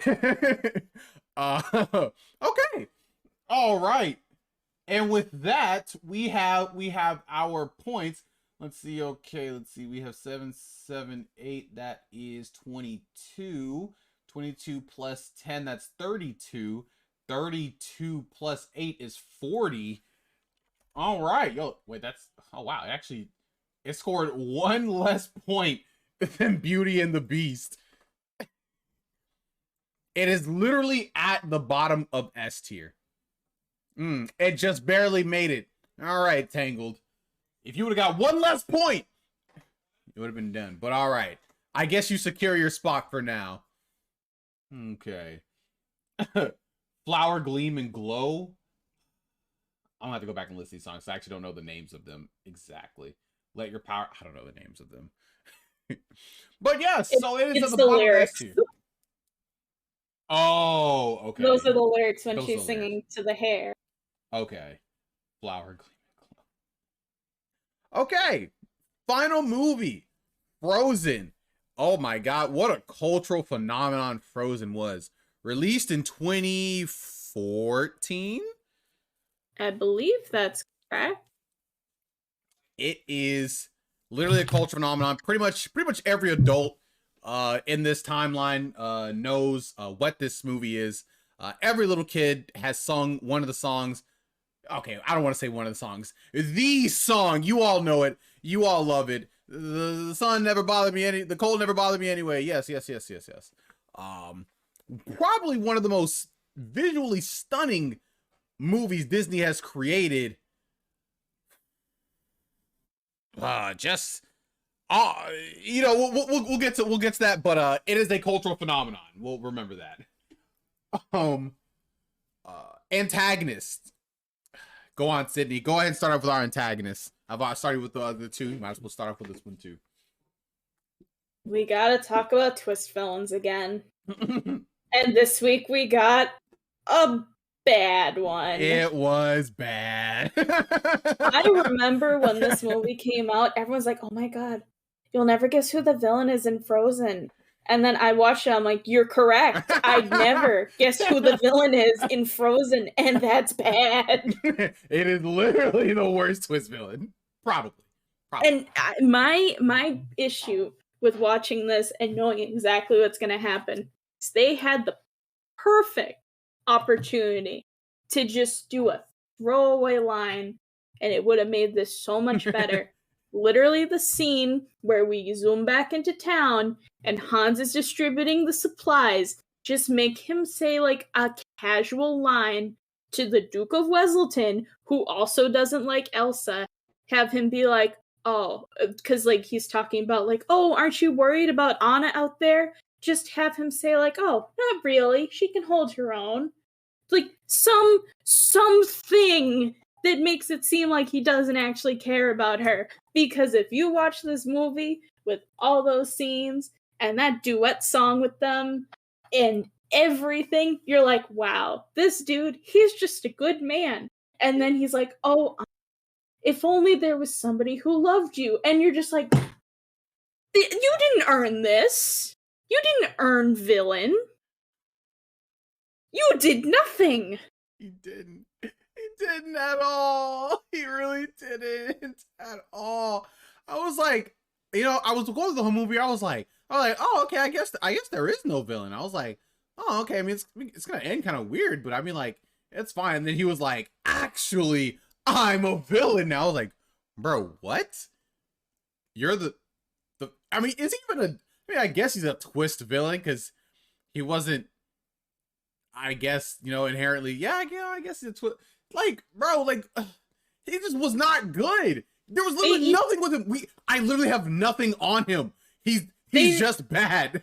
They even set him up in a way that could have made sense. He talks about how he has 12 older brothers and sisters, or 12 older brothers. I think it's just brothers. Just make him say like, oh, there's no chance I'm in line for something. But with you, maybe I'd have a chance. Something that reads a little slimy, a little soft. Anything. All I have to go off of does not trust guys with sideburns. Dang, this is the second movie where we don't trust people with sideburns. Yeah, they're deceitful. Yo, is this the first movie where we give a villain a 1? I'm fine with a 1. Yo. Because he didn't earn this. He really didn't. Okay, all right. But before we give him a 1, let's look at the other facets. Okay. All right, was he when we did find out he was a villain? Was he at least a good, or was he at least like a bad guy? Was he just like it's like a real good bad guy? No. Okay. All he did was he had a sword, and he wanted to kill Elsa. Yeah, that's true. So that Anna would be sad, and she would freeze. We're giving him a 1. We're giving him a 1. He was just a jerk with a sword, and those are a dime a dozen. Yeah, honestly, actually super duper bad. I can't give him a 0 because I guess he did have a villain tendency. I guess he was at least somewhat of a villain, just by virtue of being a bad guy. Sure. So a 1, literally the first one. I didn't. Oh god, it was so bad. It was so bad. But you know what's like at least a consolation prize this animation style, because oh my goodness, this is probably top 3 like best looking Disney movies. Like, yo, when they made this movie, they knew what they were doing. It's beautiful. It's gorgeous. I love Frozen's animation style. It's beautiful. Like, I love the ice aesthetic like really hard, and they did it so much justice. Did you know that they actually had a like a real snowflake expert come in and design the snowflakes when they were shown? Yeah. I did not know that. Yes, that is a But fun fact. I'm not surprised because Disney does all sorts of kind of wacky things. Like, oh, it looks so good. Oh my God, Disney, yo, please stop. You could, Disney, you made it look so beautiful.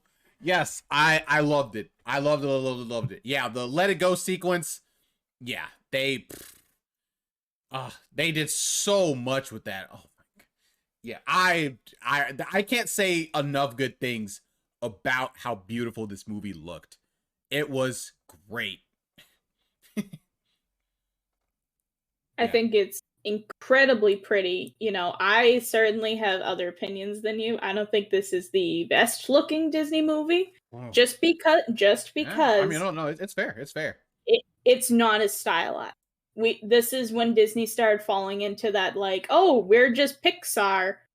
We're just Pixar. We're just another Pixar, which is like the movies look very pretty, but they're kind of losing their unique edge. But I don't think that's a point against animation and style because it is still a very fluid looking movie. I think all of the ice magic looks super great, and I love how it's this lovely mix of like kind of softness with an edge depending on how Elsa's feeling at the time. Like when she freaks out at the party, it's all spikes, it's all very ugly and pointy, and then she makes the ice castle and it is literally a pile of snow turns into an ice castle, and you're like, damn, that's pretty.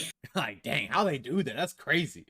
And even that like one line in the middle of Let It Go where it's the bridge of the song where she starts making like the chandelier, you can see all that going on. It's like, oh man, that looks very beautiful. It does. Oh, it looks all so good. I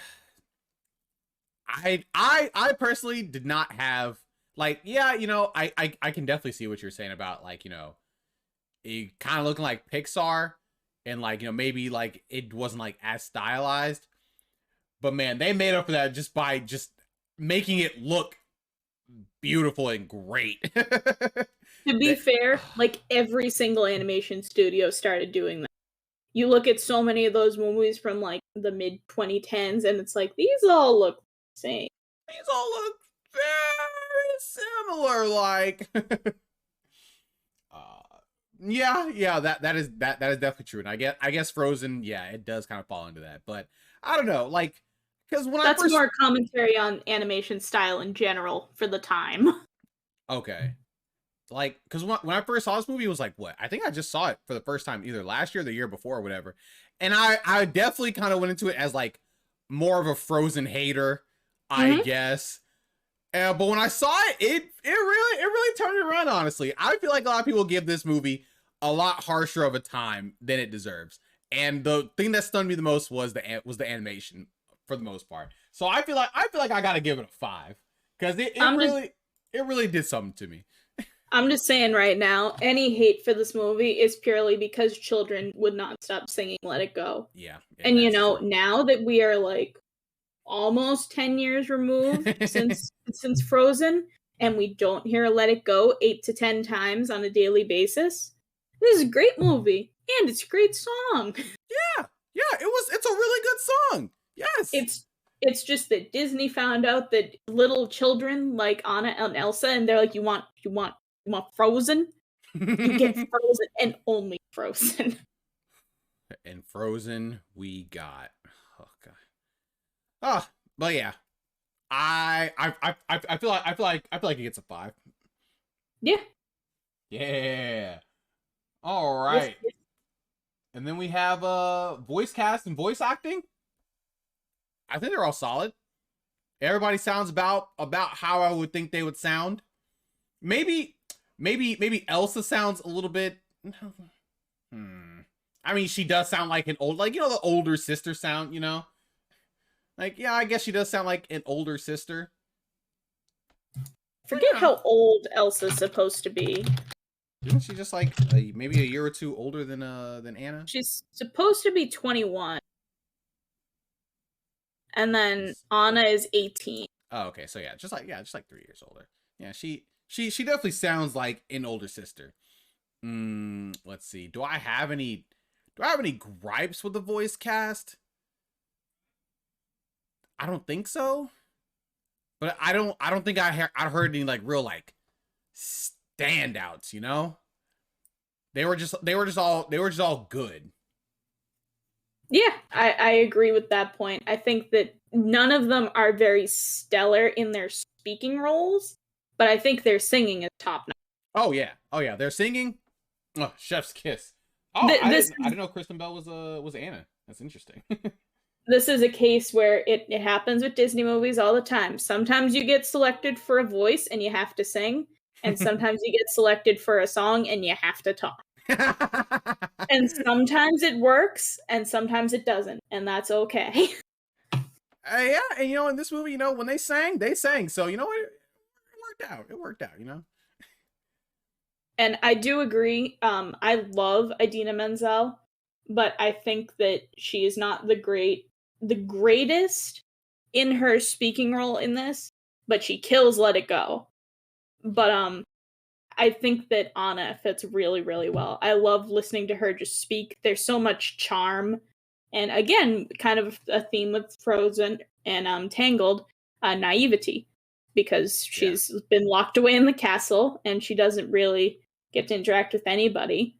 And now she has access to the entire world and she's super overwhelmed, but she's also super excited because it's strange and new and she wants it. And she wants it, yes. Yeah, it's just she like the voice of Anna is just it's just really, really nice. It's just really fun. She's just sweet. She's also that naiveness, it definitely comes out in her voice and her actions. And oh, Jonah, you said that the Danish dub singing is amazing. Link it in the Discord, Jonah. I would like to hear this Danish dub. So I mean, like, I think in terms of like voice cast and voice acting, I mean, I guess I don't have any like qualms like their talking voice, but their singing voices are all top notch. So maybe that bumps it up to a 5. Because I was thinking 4, but it could be a 5. What are you thinking? I think it's a 5 purely because so much of the movie is carried by its song. It is so top heavy, unfortunately, and a lot of the later movies suffers for that. But I think that they picked such great, strong voices that fit the characters so well. And a big thing for me, because I did singing, as I care a lot about range when it comes to things like this. Mm-hmm. And the various songs, you can hear them demonstrate that range of emotion and just range in general in how they sing. And I think about Kristen Bell going off of Do You Want to Build a Snowman? Where at the very end, she is like borderline sobbing because she just wants the comfort of her sister after their parents died. And then immediately into The First Time in Forever, there's just so much range in emotion and line delivery in those 2 songs in the span of about 2 minutes. That, you know, when you say it like that, that actually sounds incredible, honestly, and very hard to do. Can confirm, it's hard to cry sing. It's hard to cry sing. Okay, bye. Yeah, all right, a 5 it is. Yay. Hey, all right. I think it deserves it. 56. All right, let's see. Then we have How Did It Age? I mean, it aged fine. Yeah. I don't know if there's anything like that's gonna be like, oh man, yo, Frozen, it broke boundaries. Like, oh my god, it did this, did that. And we'd be like, oh yeah, Frozen, yeah, that movie was really good. It had some really good music. Like the Frozen music was great. So yeah, it'll age really well, almost purely based because of its music was just really, really good. Yeah. The only thing that I really have an issue with is like they did this strange thing with Hans where they were trying to, and they did it with Anna too, where they were trying to like subvert the Disney tropes, but they did it kind of badly. And I don't think that's like a point away from it. It's just something that I think with time is just going to be a strange choice to look back on. Like, I wonder why they did do that with Frozen of all things, when it's such a solid movie that didn't really need those decisions. Like with the whole you can't marry a man you just met, but at the same time, like it's all justified because of how isolated they both have been. I definitely struggle with that. I have been trying to let go of any like old ideas I had about these old outdated takes, but I think that's the one that I have a hard time letting go of, is just the need to throw in so many subversions of Disney tropes into this movie that just didn't really make sense, didn't need to be there. What were some of these subversions that you're referring to? Just like the whole plot about Anna wanting to marry Hans after she just met him, and the whole like, oh, there isn't a super in your face romance plot with this one. There's kind of like the guy, but he's not the guy. There's I can't figure out what the terminology is. It's not a love triangle because Kristoff doesn't love Hans. That's not a thing. It's like a love intersection. Sure. with Anna, and she can pick either Hans or Kristoff, but like neither of them really feel very earned. They're not very well established. Yeah, I always they're thought really that the not. Kristoff Anna thing wasn't really.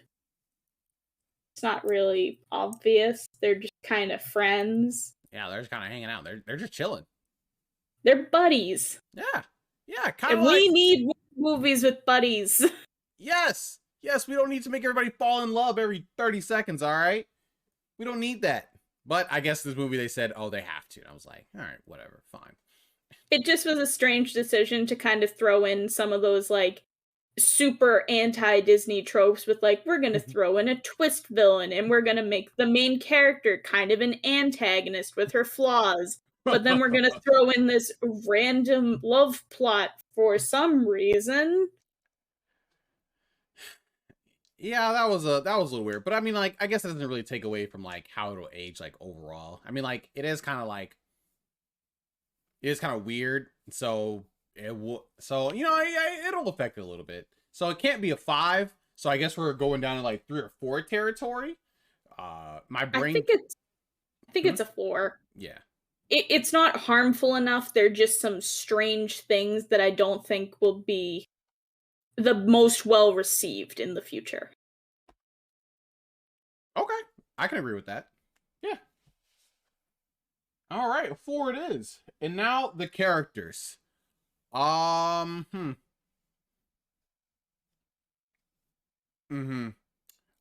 think the characters were they were good for the most part. Maybe I just have to hear some more explanations. So, I'll probably have, I'll have you talk about this a little bit, and maybe that'll change a few of my thoughts, or help me clear my thoughts a little bit more. I do want to say though about one character, about Kristoff. They tried to show a little backstory from him in the beginning. I didn't really understand that. I don't know if he was with the people, then he just left. I don't know what's going on with that. Anyway, what do you have for characters? Like I was saying before, I am trying to let go of all the negative things that I heard about this movie for so long, because I was on YouTube. I was on like the film analysis things, where people were like, why do people like Frozen? It's such a bad movie. Okay, and that it's not the case. And I think that there's a lot of really unique character building that happens specifically between Elsa and Anna. Unfortunately, I think those are the only two characters that really got the development. And while they are the two main characters, there's a whole cast that is just not, we don't know anything about. We know that like Anna and Elsa were really close in childhood. Elsa hurt Anna. Anna effectively had her memory wiped, so she remembers she had good times with Elsa, but doesn't understand why they can't be together if they had such a close relationship, which I think explains a lot of Elsa's ice powers and her inability to kind of control them, because she was told her whole life, you can't use these. You have to learn how to control them, but we don't know how to. But at the same time, we can't help you. And your sister, who made you really happy and who you had a close relationship, she can't know about this because you're going to hurt her. So we've effectively isolated Elsa. And I think they do a really great job of showing how she's anxious and she's fearful of herself and of people finding out her true identity. Because she's been told her whole life that you are scary. We don't want anybody else to know that you're scary. You have to pretend that everything is okay. And that's so damaging. Yeah, but then on the other hand, we have Anna, who, again, great times with Elsa, does not understand why she can't hang out with her. This girl literally wanders around the castle walls and is like, I have a sister. We used to have fun. Why can't we have fun anymore? What happened? And because of it, she has no connection to people, because obviously she can't be the one who can go outside, because then Elsa can't go outside. It's not safe for either of them to go outside. So this is a great commentary on isolationism and how it can affect two people very differently. For Elsa, it created fear and anxiety, and for Anna, it created this overwhelming sense of wanderlust and need to explore and adventure and take risks. Oh, and the risk she was trying to take. But, unfortunately, like you said with Kristoff, I don't know a damn thing about him. I know he was working with humans and then hung out with trolls, and they were like, we like you. You're gonna live with us. And he's like, okay. I don't know if he's an orphan. I don't know if they stole him. I don't really know Danish mythology, if that's a thing. Do trolls steal children? I could see that happening. I don't want to make assumptions. We literally know nothing about Hans, except that he has 12 older brothers and hates Anna, apparently. Yep. And that's it. We have two really incredible lead characters with so much explanation as to how they are, and I know nothing about anybody else, except for Olaf, because he's just Olaf. He was literally created during the runtime of the movie, so hey, everything we literally see Olaf's entire life. And we know everything about him. And man, it just some of the characters just feel because of what you said, like they just feel so flat. Olaf, I will say though, Olaf is a great like comedy relief character. I actually really love Olaf. I think he's great, actually. But like everybody else, like, you know, Kristoff and the Caribou and Hans, you know, he's not really doing anything or whatever. I feel like they're kind of flat, honestly, a little bit. But Anna and Elsa, they definitely carry like the whole thing. And so that's good. But I don't know if it's enough to bring this up to like a really high score, honestly. I think while they are two very, very strong leads and they are fleshed out, I think the fact that so much of the movie is spent with Anna and Kristoff, and I don't know a single thing about Kristoff except that he apparently lives with trolls. One, their romance is not warranted at the end of it. At all. And two, who is this man? A random I guy. just want like an inkling of identity, besides he sells ice for a living, lives with trolls, and likes reindeer more than... Wow, that sounds like a horrible character, actually. And if only there was something exciting or fun we knew about this character who could redeem him. But we don't. And then Hans is Hans. He's a train wreck. Yeah. Horrible twist villain. Horrible twist villain. And honestly, I guess by that vein, he's a horrible character in the end, I guess. Yeah. I mean, in the beginning, he was like, oh, he's a really nice guy. He's really trying to help. And then he did that. I was like, wow, actually a bad character. Hans's only redeeming quality is the fact that he has such a great singing voice. Because, man, he hits some of those notes in Love is an Open Door, and it is like, oof, oof, what a lovely sound that just came out of your mouth. I guess. And then he speaks, and I'm like, oh, it's you. So if I were to give like all these characters a score as a whole, dang, I feel like it's gonna be kind of low, like a 5 or a 6. I was thinking a 6, if only because the two leading characters are so strong in their identity. Yeah. But then everybody else is so bad. Oh, everybody else is pretty bad, honestly. They did. They did not do well. All right. Well, then the story. I thought it was a very cute story. I can definitely understand things from like everybody's perspective. Elsa, she's like, I gotta get out of here. I don't want to hurt anybody. And Anna's like, why is my sister running away? I gotta get her back. This doesn't make any sense. And so it's kind of like that moment in like an anime or whatever where the entire plot is because people actually just won't talk to each other. And so that's why everything's going on. But the way they go about it is pretty nice. It's pretty nice because it basically just goes off of Anna's love for her sister and trying to get her back and show her that, hey, you're not alone. Like, I'm here too. Like, you're not gonna hurt me. And even if you do, I love you. Like, we're sisters. And it's like I don't know. I thought it was a cute plot. It was nice. Getting to where they needed to go and stuff like that.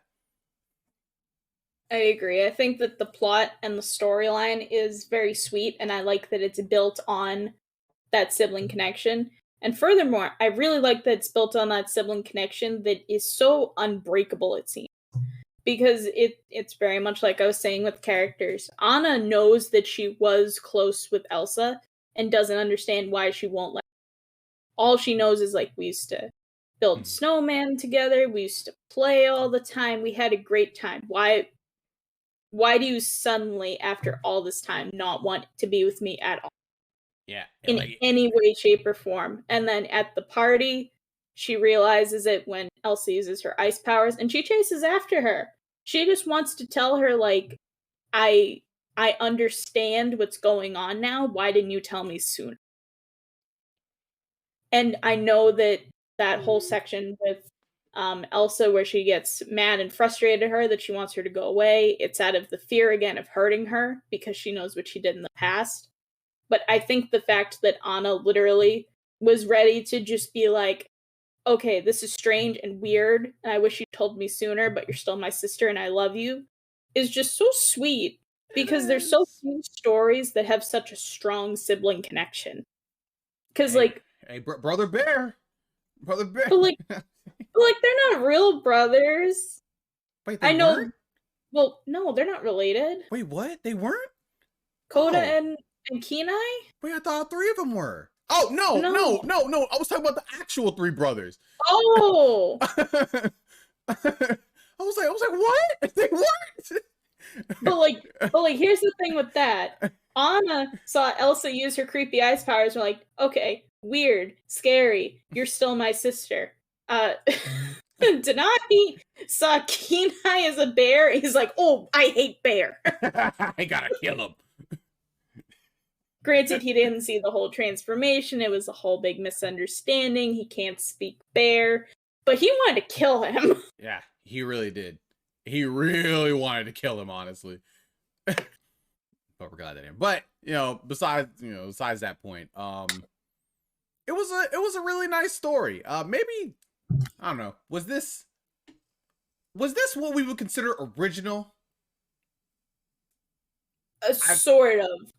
The elements of Elsa being a magical ice queen is pulled from an old Hans Christian Andersen story called The Snow Queen. Oh, okay. But I don't think many story beats are taken from it. I think it's just the character. Like,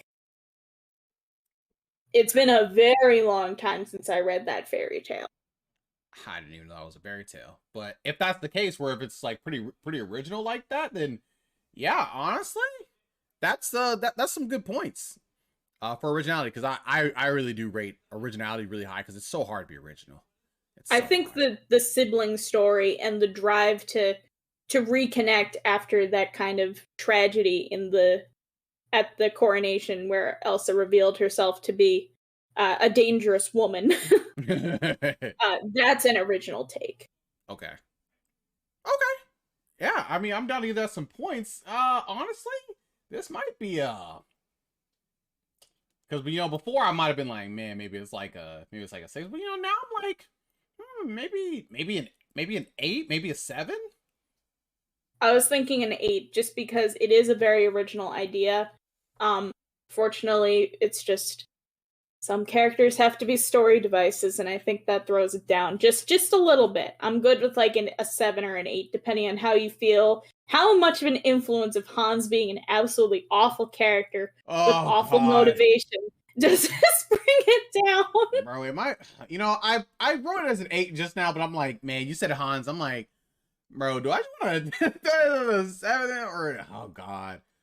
Hans was so bad. I think 7 is kind enough to still acknowledge that this is an original plot with influence from pre-existing media, with a god-awful character who brings down the story enough. This is like a group project where everybody does something and then one kid does nothing. And you have to present your class the slides, and there's just a blank slide or a title. And it's like, why'd you even bother? Honestly, true. Okay. All right, a 7. Yeah. I'm liking a 7 now. Honestly, I'm liking a 7. Hans. Oh god, Hans. Just not good. Oh, that's so stupid. Anyway, yeah, we'll throw it as a 7. Music. Yeah. Frozen has probably some of the most memorable songs in recent Disney history. Do you want to build a snowman and Let It Go? Come on, everybody knows those songs. Like that. Let It Go for kids is our freak. What's the name of the Mulan song? On the dark side of the moon. Make a man out of you. Yeah, make a man out of you. Yeah, that, like, Let It Go is our like make a man out of you. And that's powerful. That's actually really powerful. that is some way like S tier kind of like music. That's transcendent. So that does a lot for this section, honestly. That probably carries the whole thing on its back just entirely. Yeah, I can't recall another instance when a song had such a visceral hold on everybody. Because, like, I remember as a kid liking, like, Lion King songs, like Hakuna Matata. Loved Hakuna Matata. I was, like, 2, 3 when I was listening to those songs. I was not an adult looking in at the power that this movie had on children. You could not escape Let It Go. It was on the radio. It was, like, every adult taking videos of their kids singing it. I'm sure Greg remembers Let It Go if he's still here. I remember Let It Go. It was truly iconic. And people hated it because it was popular and children love it. And we know that people hate children. Even Jonah confirms it was global. Bro, even hit him hard there. That's crazy. But you know what? Because, it's such an iconic song, you know what we all must do. Disney, please don't kill me. If they kill me for any song, it's this song. Oh, it absolutely will be Chris. Dang, you know what? Actually, maybe maybe, you know, I thought about it. You know what? Maybe we don't play Let It Go. Actually, you know what? You know, maybe we don't play Let It Go. Actually, you know, we play those first few seconds. Maybe that's it. You know, I think we're good on that. We'll just say it's really really good. I think it does need to be addressed though that so much of this movie is top heavy when it comes to its music, and it is so sad. You go from the beginning, the ice song, which sets the mood as like, oh, okay, this is like a Scandinavian, like kind of Nordic song. This is our area. And then it goes into you want to build a snowman. And then it goes into for the first time in forever. And then it goes into Love's an Open Door. And then it goes into Let It Go. And you're like, I have been watching this movie for 20 minutes and I have been assaulted by vocals. And they're all good. They're all incredible. And then it's no. And then you get the Fixer Upper song by the Trolls, and it's like, what are you doing? Could we have not spread these songs out a little bit? Nope. Just. Nope. Couldn't do it. You literally couldn't. But it's so sad.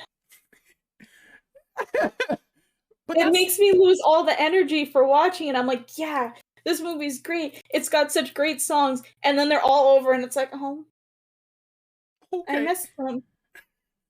Can I just rewatch the first half hour of this movie again? It's probably I feel like if I don't give this a 10, I feel like I have to give it a 9, just because of the simple like power of these songs and how iconic they are. If I don't give it a 10, like I can't give it a 10 if only because of the Fixer Uppers. I even, Chris, I acknowledge that In Summer with the Olaf song is a cute song because he has no idea what sun is. And it's just funny. That song is funny. But Fixer Upper is mean. It comes at the end of the movie, and they walk up to Kristoff, and they're like, he's smelly, he's stinky, but you're good with that, fine, right? We're good? And they're like trying to bring them together. It's a forced romance number, but like there's no romance. It's just weird and uncomfy because you're watching it like, I thought y'all were just friends. I thought you guys were just homies, okay? I thought you were just friends. And they're looking at each other like, I think we're just. And then like 15 minutes later, Han's like, oh my god, I love my friend. And you're like, where? I'm sorry, what? You're like, yo, you kind of went too far with that, buddy. What happened 15 minutes ago? It's just such a strange song that, like, for a movie that has such incredible music and great storytelling elements, it's like, what are you doing here? It's like the person that shows up to the party late that you didn't want to come anyways. So you spend like an hour being like, oh yeah, Jack didn't come. I'm so happy. There's Jack. Jack here. Oh no, actually in my case, oh god, it's Gaston. There's Gaston. All right, I guess somebody brought Gaston to the party. All right, whatever. It's Mickey's House of Villains, but Gaston shows up late. They're like, oh god, jeez, can we just bring corporate America from Bolt instead of Gaston at least? Like, jeez. What did Jack do? He existed. He was just a terrible person, like Gaston. No redeeming qualities in my opinion, but you know that's whatever. But yeah, if we don't give this a 10, I feel like it gets a 9. I am extraordinarily comfortable giving this a 9. I just cannot give it a 10. You know, that's fine. That's fine. I'm down. I'm down for a 9. Oh man, yo, Frozen did not do as hot as I would have thought. All right, let's add up the totals. Let's see. Okay, let's see. All right, we got 15 plus 6, 21. 21 plus 9 is 30, 37. Okay, it got a clean 37. All right. And that puts it. What is it? In Zootopia got like a A 34, tier. right? I think it's right above Yeah, Zootopia. But yeah, it that is an A tier. sounds. What did we give a Goofy movie? You remember? I was like a high 30. I think it was a 38 or 38. a Okay. 39. Yeah. Yeah, it was like, oh yeah, I think it was a 39 actually. Yeah. Yeah. Okay. All right, cool. So this is where we have our movies right now. Yo, S tier is looking pretty good. Ah man, I really feel like Tangled has the potential to move down to A tier. But no, that's just me. That's just me right now anyway. That's just like one of my thoughts. But everything else seems to be pretty in line so far. Ralph breaks the internet. Dang, that's crazy. All right.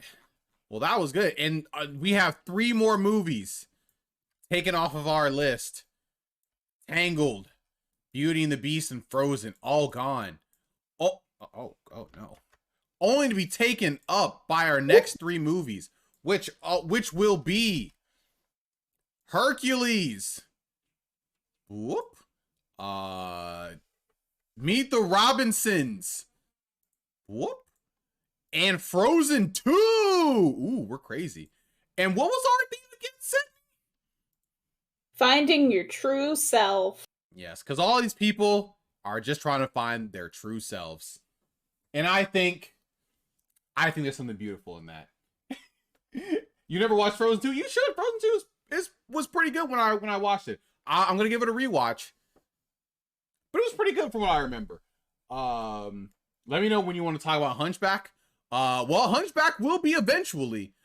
Who knows? It might even be next week. Who knows? I hereby request to be on the call specifically for that one. We might be able to have a special guest on for that one potentially.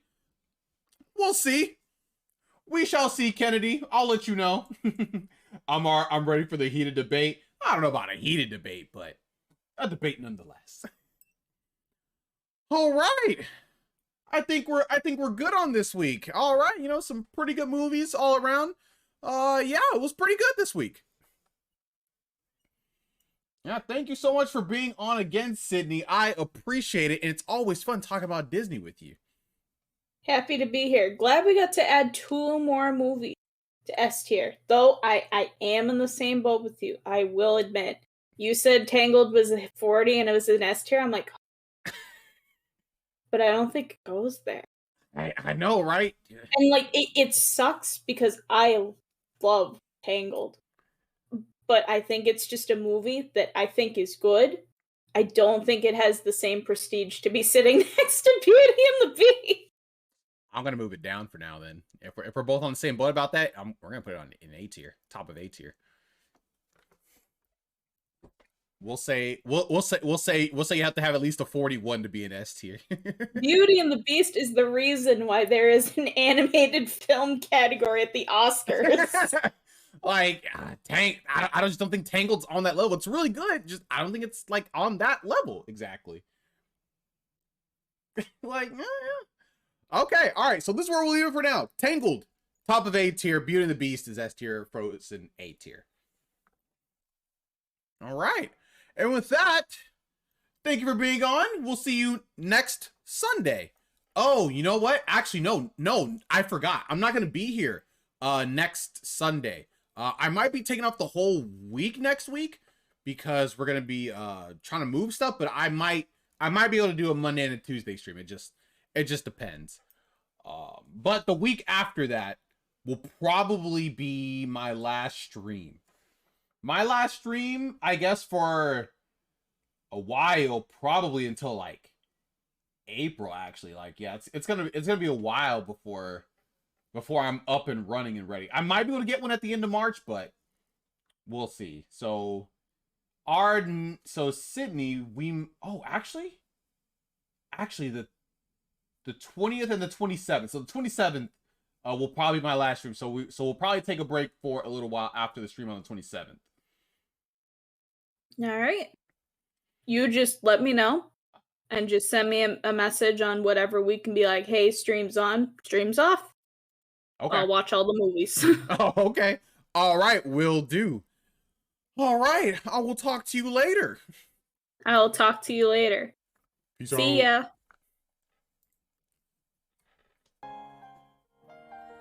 Oh no, DMCA is coming. All right, we're safe now. Okay, and as you guys just heard, oh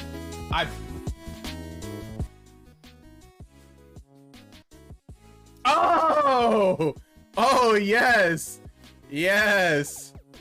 Hold on a second, I gotta find it.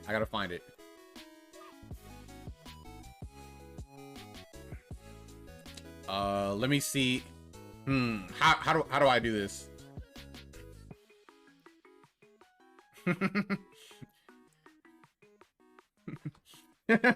Okay, here we go, guys. Here we go. Here is a leak. Here's a leak, guys.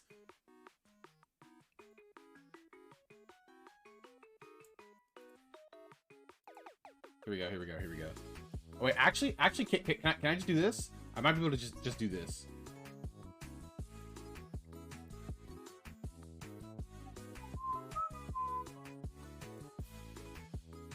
Are you guys ready for ready for the leak? Here we go. Oh,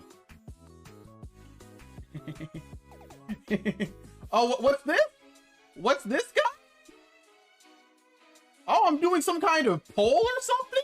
Oh, what's going on there? Oh. Yes, guys. CP9 Boomer. It is done pretty much. But I'm going to do a reveal of it on Monday.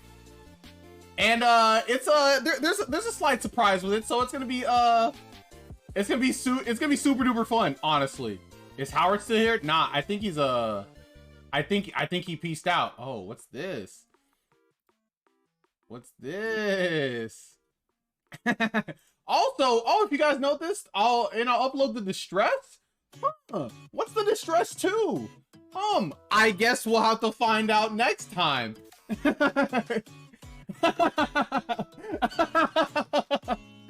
I know, it's literally, he literally missed the reveal of the of the teaser. He better be here next week though, or on Monday.